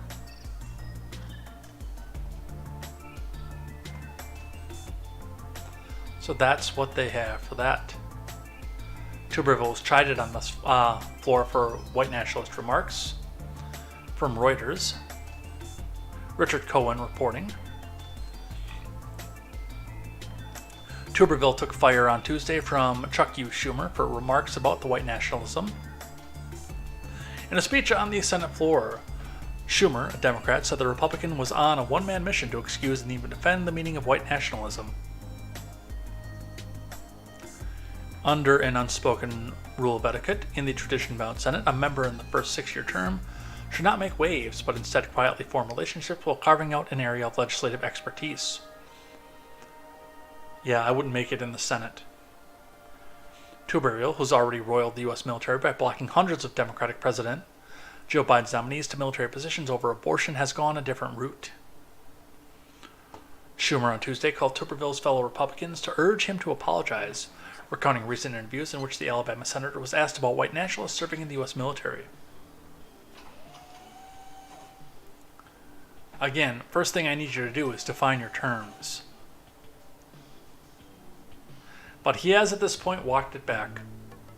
He's come out and said, no, I changed my mind on white nationalists. They shouldn't be in the military. Don't fire me.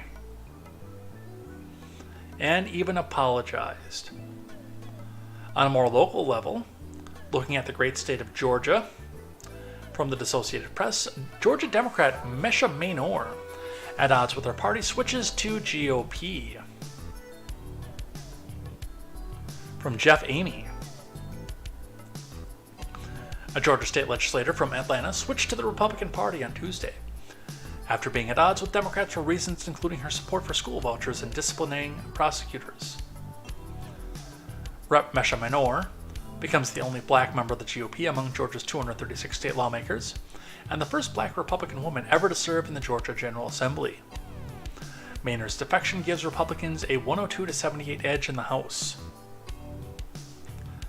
Mainor said that legislative Democrats drove her out of her party for breaking party orthodoxy, claiming that at a Tuesday news conference outside the Georgia Capitol that they had relentlessly tried to sabotage every single thing that I've done for District 56 and publicly slandered me in every way imaginable.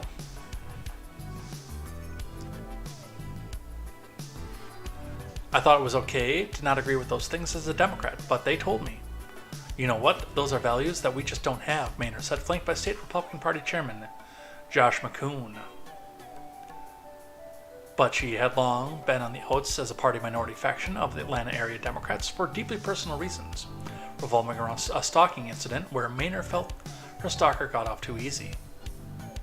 The tension between Mainor and other Democrats burst into the open earlier this year, after Mainor became the only Democrat to vote for a school voucher bill that failed after a number of House Republicans broke ranks to oppose it. School choice has always had some support among urban black Democrats, but Mainor's fellow party members reacted with scorn even as Republicans rallied to Mainor's support. State Senator Josh McLaurin, an Atlanta Democrat, posted a picture of a $1,000 check online for a primary challenger, writing, "All I need is a name. That's right, do what we tell you to, or we will get rid of you. Plain and simple." How's that for a message? Fall in line, stay on the plantation. So good on Mainor. Don't necessarily agree with the idea of going to the GOP, but I mean, if I run against Baldwin, I will be going into that party too, so I don't really have a lot of room to talk.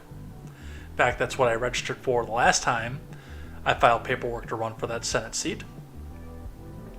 So I don't have a lot of room to talk on that position, but I mean, still cringe. But there is a purity test for Democrats, and they showed it. They showed it to Mainor. And told her, you do what we tell you to, or you're not going to be a part of our club anymore.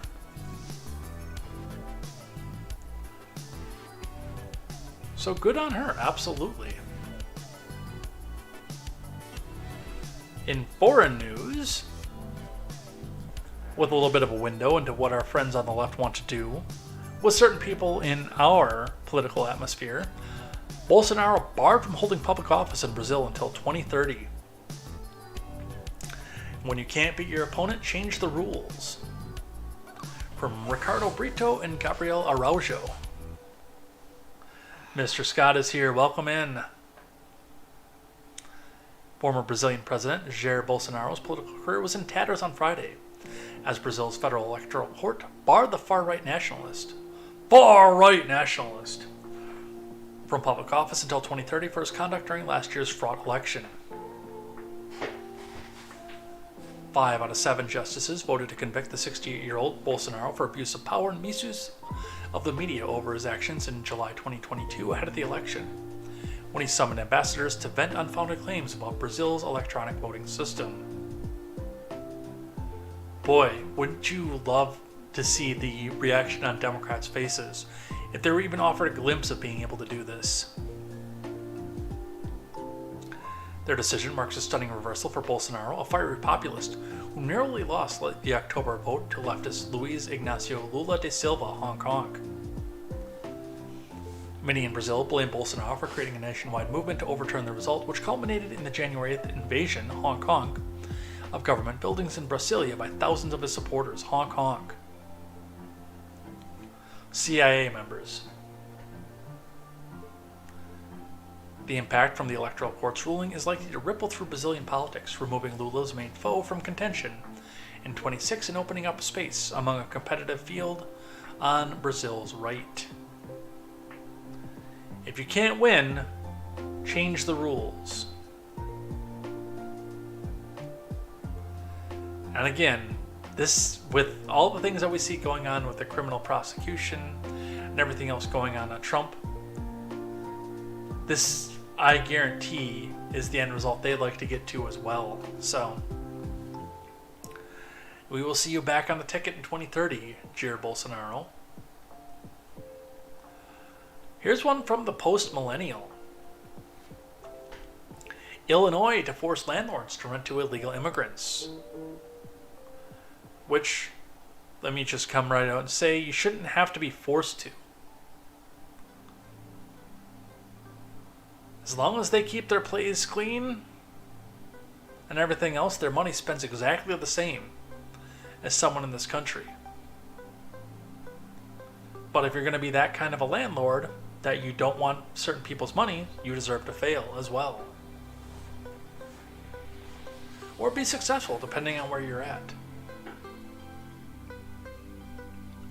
From Katie Davis Court over at the Post Millennial. Illegal immigrants will soon be granted housing rights in the state of Illinois after J.B. Pritzker signed a bill that makes immigration status a protected class. This means landlords will not be able to deny illegal immigrants housing as average home prices skyrocket across the state. In June, Pritzker signed SB 1817 into law, which amends the Illinois Human Rights Act to include immigration status as a protected class, Breitbart News reports. By the way, DeSantis and Abbott, if you're listening,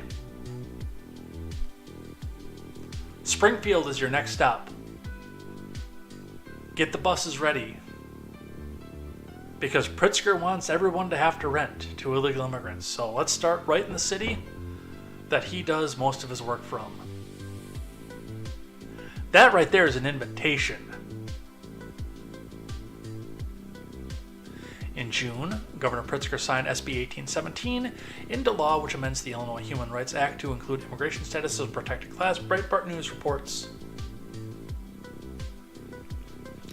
Democrat State Senator Ann Gillespie praised the passing of the bill in a statement, claiming that promotes fairness despite migrants entering the U.S. both illegally and unfairly. This law sets clear boundaries, protecting the rights of immigrants and ensuring that financial institutions and service providers cannot engage in discriminatory practices.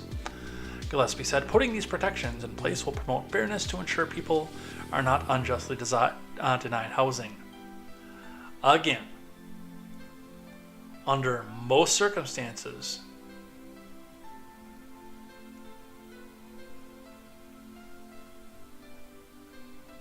landlords should have the option to deny anybody that they want to from their property. Now, there are protected classes, and I understand that. But I'm telling you, if they denied to these certain classes and they got caught doing it, they would lose their business in a while because there'd be enough people out there denying them rent. People would move out of their buildings in droves if they got caught discriminating in that direction. And it should, again, always be the landlord's choice as to, especially the immigration status, because some of them don't want to see the people coming in and taking the homes away from hardworking American citizens and immigrants who did it the right way. The reminder there is that their money does spend the same, and the great indicator should be their rental report and how they tend to keep the homes while they're there. That should be your big decision maker. But it's your property and you should be able to allow on it who you want. You shouldn't be compelled by the government to have to do that. Furthermore, with this being forced and a load of people coming in, especially being bussed in from various parts of the country, you think rent is high in Chicago now? Now that landlords have to consider the illegal immigrants instead of saying, oh, well, you're an illegal immigrant, so now I have 45 people vying for this apartment instead of 35 people. You think the rent is high up there already after Abbott has bussed that many immigrants up there? You have no idea what that's going to do once you have so many more people vying for the same set number of apartments. But again, if this is such an important thing to Pritzker, let's settle a few of these people in Springfield. I'd say maybe 10,000 of them. Right in the middle of Springfield, Illinois.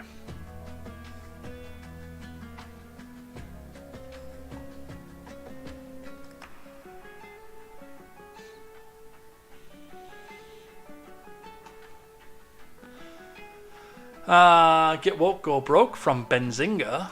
Bud Light plummets to 14th place among beers as Anheuser-Busch CEO pleads for consumers to think of the 65,000 employees impacted by boycotts.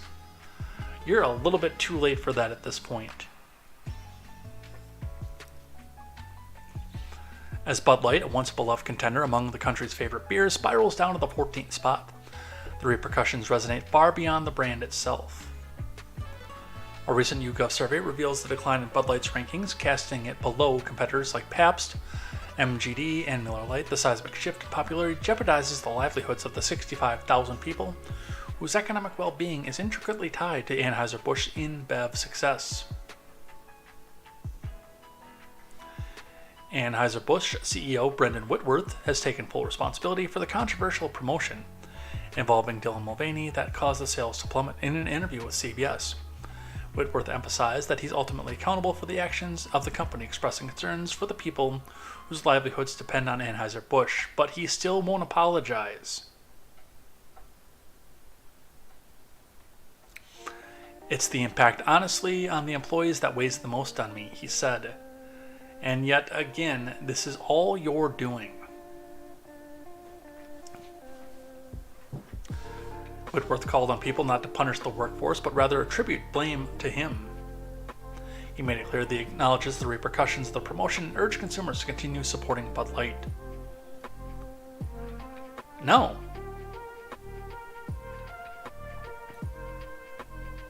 And that's the end of it. No. Until you come out and say, we were wrong, and we want your business back. Because remember, your director of marketing said, we don't care if we lose these people, these customers. They said that right out. We're trying to create a new image and a new customer base for Bud Light. Well, congratulations, you've lost your entire customer base at this point.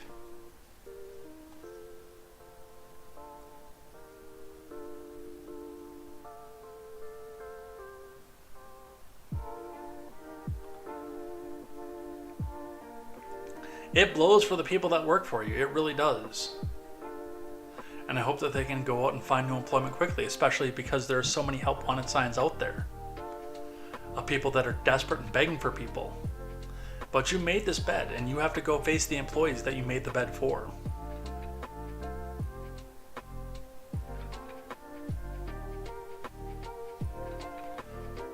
So you go tell them that you refuse to tell the people that bought the beer that you didn't want them as customers anymore.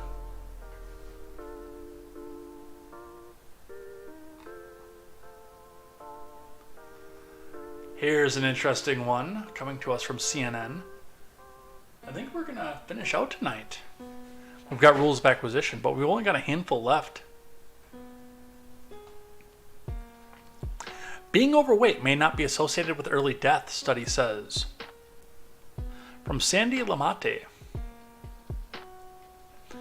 Being overweight is defined as a BMI rating scale is not linked to an increase in death when considered separately from other health issues, a new study found. Also known as BMI, the calculation measures a person's body fat based on height and weight. That's incorrect, by the way. As currently used, the BMI scale divides adult populations into various degrees of body fat.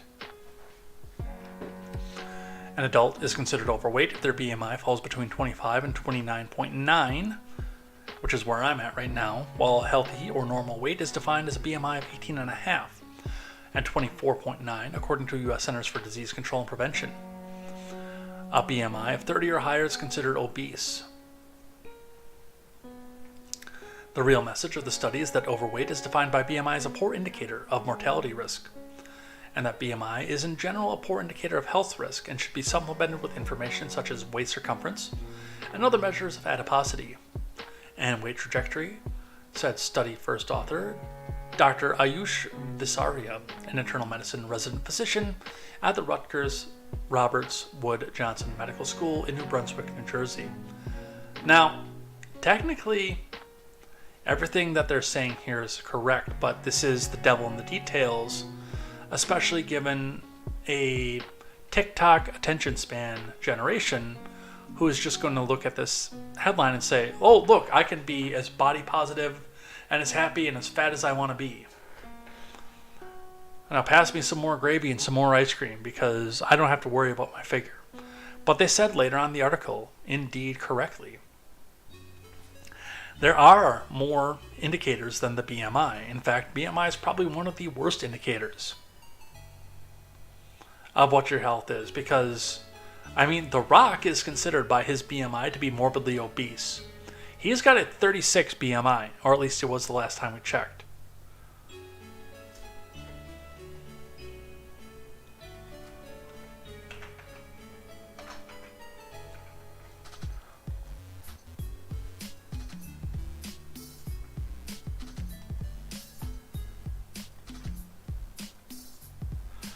That guy's got the same BMI as my 5'11", 450-pound cousin, who does not have pecs and biceps like that. Because it literally goes versus height versus weight. So yes, BMI is a piss poor indicator of whether or not you've got an increased death risk from weight. But let's not forget the fact that the majority of people who have a 36 BMI do not look like that, and instead are putting excess pressure on their pancreas and their liver and the rest of their internal organs, and with the sludge that's going through their veins, on their hearts. Not to mention the immense pressure that's on their lungs. When I was getting up there, I could feel it in my lungs. And I wasn't even anywhere close to a 36 BMI.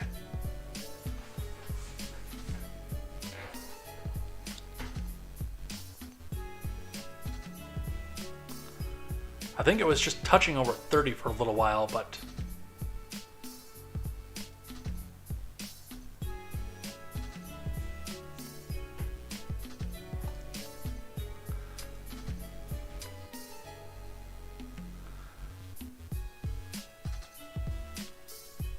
limitations of the study make it hard to determine if the findings are due to BMI or other factors, according to experts not involved with the new research.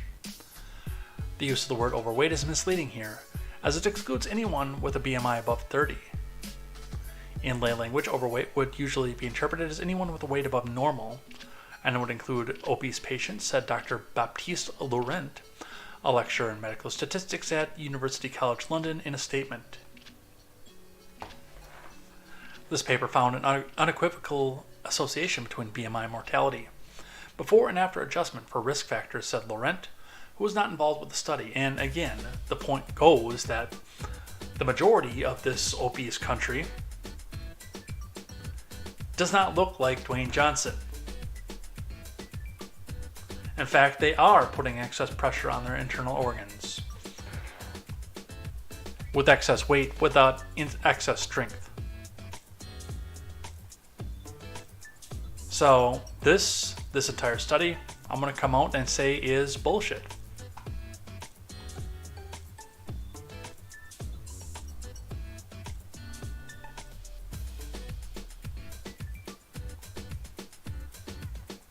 All right, got a few more here. Spotlight Pennsylvania on some school choice and some budgetary things. After Shapiro reverses position on school vouchers, Pennsylvania House passes a budget and Senate cries foul. With, here we go, Stephen Caruso of Spotlight Pennsylvania, Kate Wang-Pu of Spotlight Pennsylvania, and Kate Meyer of Spotlight Pennsylvania. Josh Shapiro succeeded in persuading House Democrats to pass a $45.5 billion state spending plan on Wednesday after pledging to line item veto his own proposal to use public money to fund vouchers to public schools. Because that is how politics works. Shapiro had previously used the promise of school voucher program to bring Republicans in control of this to pass a budget that included several Democratic priorities. The about face has angered conservatives who contend Shapiro double-crossed them. Oh, he absolutely did. And if you don't want to double-cross you again, you have to change the Constitution to deny the line item veto that allowed him to do exactly that.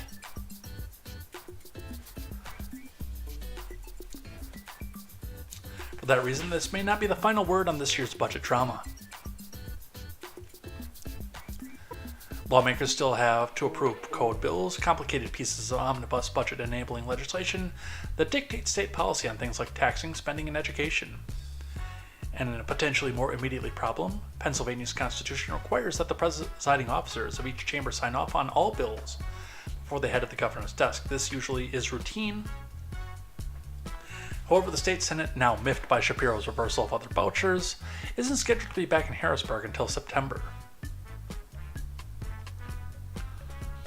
In a statement, GOP leaders Kim Ward and Joe Pittman said Shapiro had decided to betray the good faith agreement we reached.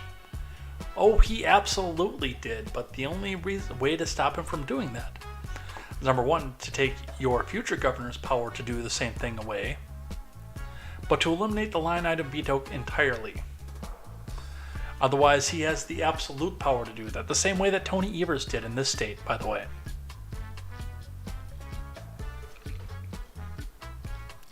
You're in the position, if it's not in the Constitution, make a measure for it. If it's in the Constitution, get an amendment for it. But you're in the position to nix the power of the governor. Let's see if you've got the cojones to do it. Alright, just a couple more here. One that's been on the stack since last week, but I wanted to talk about it just for a bit. Dutch government falls as ministers clash over migration. That's right, last week the Dutch government is actually shut down.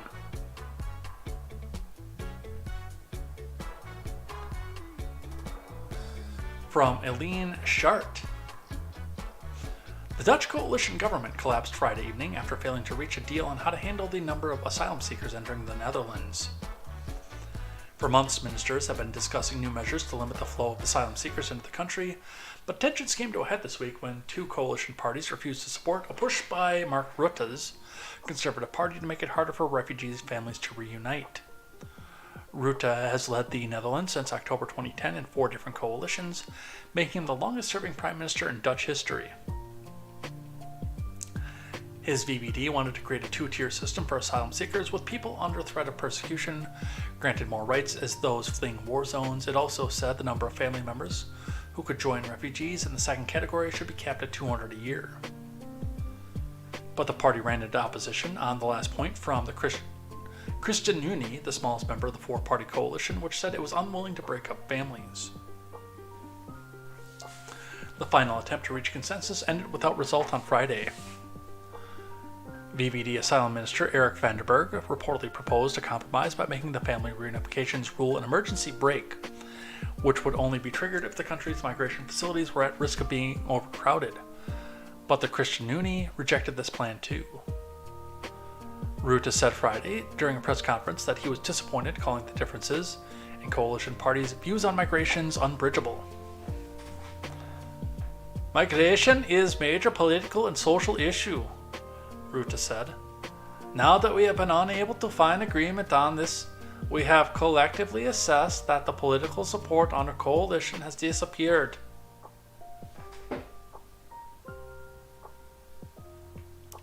Asylum applications in the Netherlands jumped by a third last year, over the 46,000, and are expected to increase to more than 70,000 this year, topping the previous high from 2015. Rutte with a statement on this. Netherlands coalition government collapses in migration row. From Mateda Bobalo and Robert Grinal.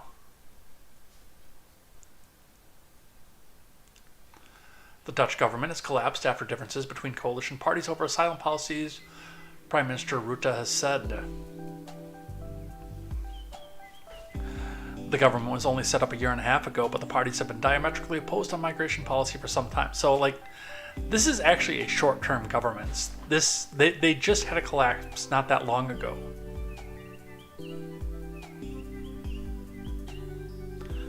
Mr. Rutte confirmed the collapse during a news conference on Friday evening. After holding an emergency cabinet meeting, he said he would hand his resignation to King Willem-Alexander this past Saturday.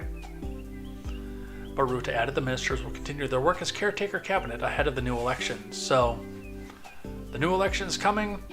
Rutte is out after 13 years as prime minister.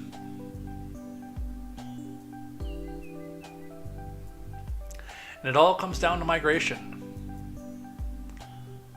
So we'll see what happens there. 2 more. Then we'll do rules of acquisition and head out of here for the night. From Bloomberg. Ron Helton's favorite publication from his favorite politician. I miss Ron Helton. $200 trillion is needed to stop global warming. That's a bargain. They've given us a number. I've been asking for years and years, give me a number. Tell me a number. Tell me how much it's going to cost the American taxpayer to change the weather. Boy, do they hate it when you tell them, it's not the weather, it's the climate. Well, they're going to give you a number, $200 trillion. From Mark Gonglaff. What price tag would you put on preserving a functioning human civilization? None. Get the hell out of my yard. Yeah, who gets that money? Would $200 trillion just about cover it? Could that even be a bargain? Bloomberg NEF, Bloomberg's green energy research team, estimates the new report this week would cost $196 trillion in investments to zero out the world's carbon emissions by 2050. As many countries have pledged to do to avoid society destroying global warming, it probably won't shock you to learn that the world's net zero pledges haven't yet been followed by the hard cash, or even promises of hard cash necessary to make them a reality. So it's going to go to the automotive companies and the factories and the billion-dollar donors. That's who it's going to go to. BNEF suggests an annual green investment will need to nearly triple to $6.9 trillion by 2030 if we're going to have any hope of hitting net zero by 2050. Spoiler alert, we're not going to hit that by 2050. This will include governments, businesses, and consumers swapping most of the world's fleet of gas-powered vehicles for electric ones, which are powered by coal, which is why we're not going to get to net zero by 2050, by the way. Building charging stations for those vehicles and replacing fossil fuel-powered energy with wind, solar, and other renewables, with new grids to connect them all. One grid to rule them all.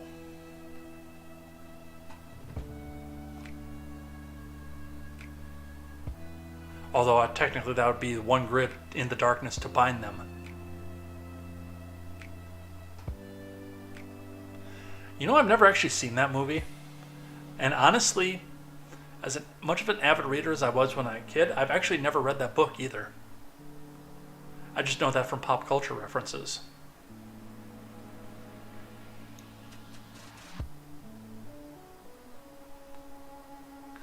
With the tangible impacts of climate change becoming more real by the day, the window to make a dent in global warming is closing, BNEF analyst Nilushi Karunaratne wrote in a report.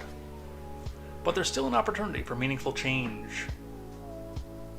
Translation: a bunch of people are about to get really rich off of your tax dollars.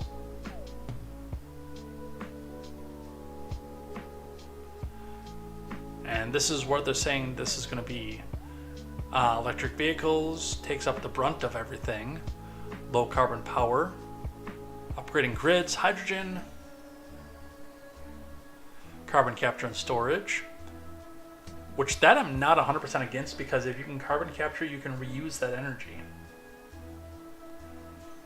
If you can refine it back into coal, in quotes, heat pumps, sustainable materials, fossil fuel processes, and fossil fuel power. How much does a 30-foot blue spruce weigh?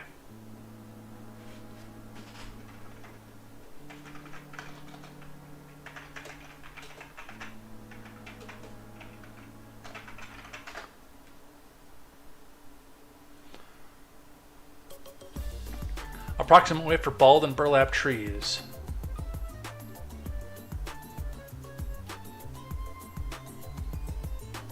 For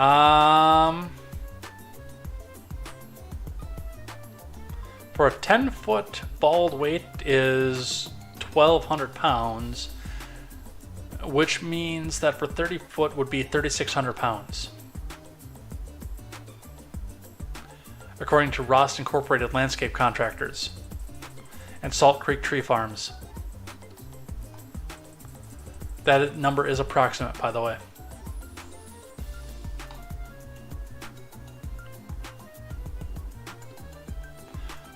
Plants are natural carbon fixers. It's kind of complex math, and most calculators just give you the log weight. Yeah. I do want to plant some trees once I finally get out of this closet and buy a piece of property. I kind of want a tree farm. That seems like that would be one of the better returns of investment. Christmas tree farming. Plant a row of pine trees, and in 10 years, have some good fixed income coming in.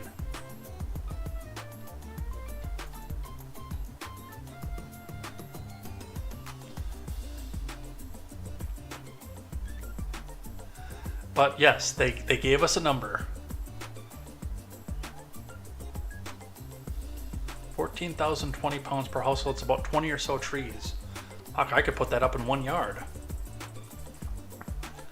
And then plant new ones every time someone comes out and buys a... It doesn't cost $200 trillion. That's the research. That's the money they need to research better battery technology. Alright, and the last one that we have on here, before we look at rules of acquisition, comes to us from the New York Post. NYPD exodus continues as cops feel squeezed from every direction. From Dean Balsamini. Former NYPD Commissioner Keechant Sowell stepped down amid a steady stream of New York's finest beating her to the exits, according to troubling new data obtained by the Post. Through June 30th, 648 officers quit before retiring this year, a 22% spike from 2021, when 530 left, and an 87% rise from 2020, when 347 quit. New York Police Department pension data show. The concerning voluntary quits combined with NYPD recruiting problems leaves 34,000 uniformed officers at least 1,200 short, the police union said. Cops are being squeezed from every direction. They're working inhumane amounts of forced overtime. The brass is pushing for more enforcement, while the police oversight complex is pushing to ruin more cops' careers, said Police Benevolent Association President Patrick Henry, who reps just over 21,000 rank-and-file officers. Many cops can't afford to keep taking that risk because the pay is still too low, he added. The NYPD will not be able to recruit its way out of the staffing emergency. It needs to make the jobs livable for the cops it already has. Officers typically work 20 more years to collect their full pension, which can equate to 50% of their final average salary. The data obtained by the Post shows those who are running their time or using accrued days off before they exit. These cops are still counted in the NYPD's own stats as being on the force. At the current rate, nearly 1,300 cops are projected to resign this year before their qualifying retirement, on pace to match last year's record of 1,297 early exits. Well, keep telling everybody that all cops are bastards and we need to come back and replace everybody, every police officer, with federal officers. And tell me how many more want to stay in your municipal, urban, police force. And my question here is, how many of them are going out to rural areas to become deputies or small town cops or things like that? Can you show me that statistics? How many of them are staying off the force and staying in New York City? How many of them are leaving New York City in general when they retire from their posts?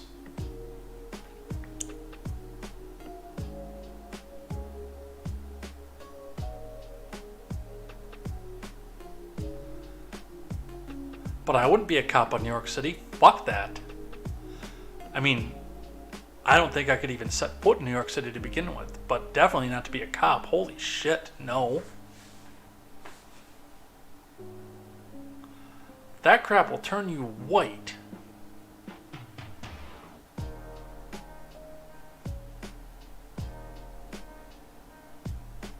It's like being a Ghostbuster at this point. You're in a position where everybody's been propagandized to hate you, trying to keep people safe, or collect revenue from people through fines, mostly for piddly stupid crimes. Yeah, I wouldn't want to be there either. Again, I want to see the statistic of how many people left and became cops in other districts or other municipalities, or other states for that matter. That's the statistic I'm interested in.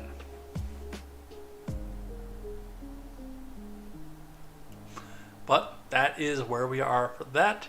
And that will conclude our news for the day. And we're caught up, by the way, too, from being behind starting in the middle of last week. So, the last thing that we do on Tuesday is we look at the Ferengi rules of acquisition. The Ferengi, a hyper-capitalistic culture from the fictional Star Trek universe, are so capitalistic that their own religion revolves around keeping what they call the rules of acquisition, but are several commandments,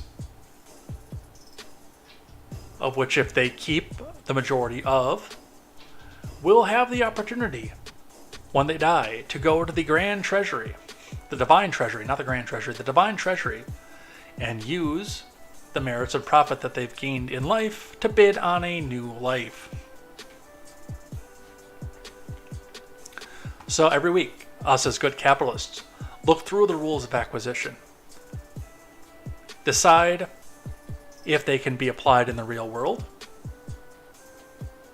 how they were applied in the show or novel as was used, and how, yes, even given the fact that Roddenberry was an avowed communist, how many of them actually are useful in a real capitalist society. So we are at the just over the 200 mark.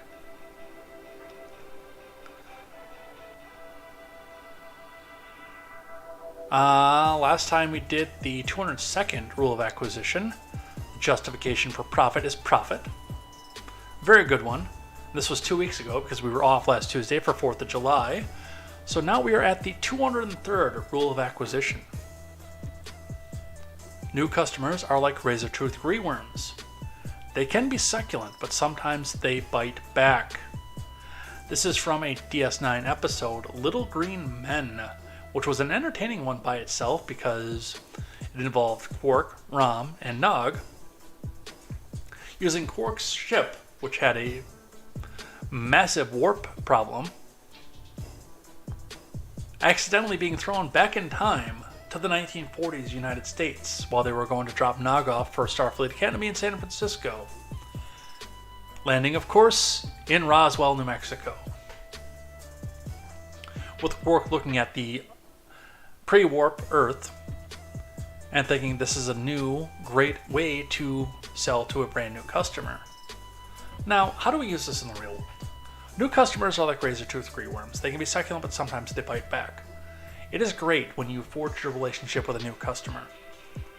When you've got their trust, when you've assuaged their fears from their last vendor. And said, we will take care of you the way that the person you just walked away from could not take care of you. It's a succulent relationship, and a lot of times, especially, they'll come in and spend a bunch of money to come back and spite the person who had burned them before. Especially if they're long established in the industry that you're serving. If they're new to the industry, they're succulent as well, but if they are long established in the industry, yes, they will come and spend money in your establishment just to spite the people who screwed them over the last time. I've been on both ends of this, by the way, in my industry. Many times on both sides of this. But sometimes they bite back. They may not have a bunch of money because they were being overstretched at the previous vendor. They may have some issues in trust, and they see one thing wrong and they will come back and bad yelp you. Especially if it's somebody that you don't have a really long time establishment to it. So you should always be out looking to get the new customers and to take care of your new customers. But do keep in mind what their story is and what they come out, because they can come back and bite back.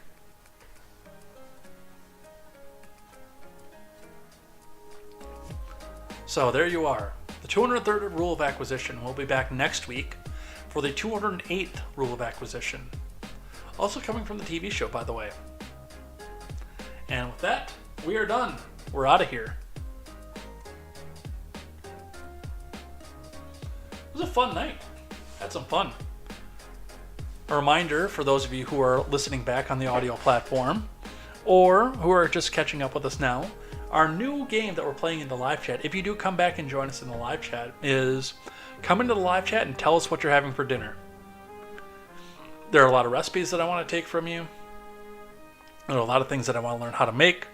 But that's our new lead. What are you having for dinner? If we're going to be on this nighttime show, I want to know what you guys are having for dinner. So come back and join me here for that tomorrow. And let's throw the outro music up and let's head out of here for the day.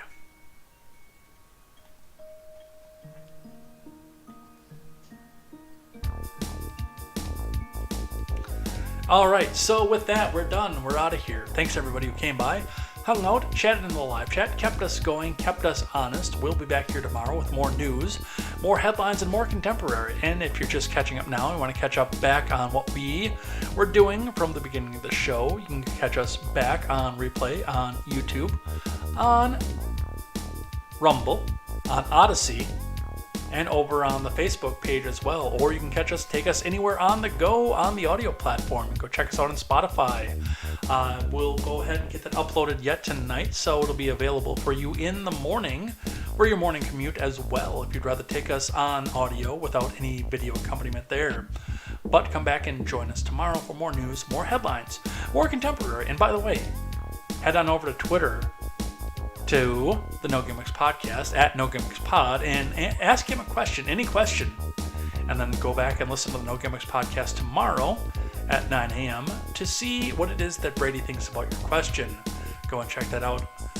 Come back and join us here tomorrow for more news, more headlines, more contemporary. If you're on Twitch, stick around for the raid, and we'll see you here tomorrow.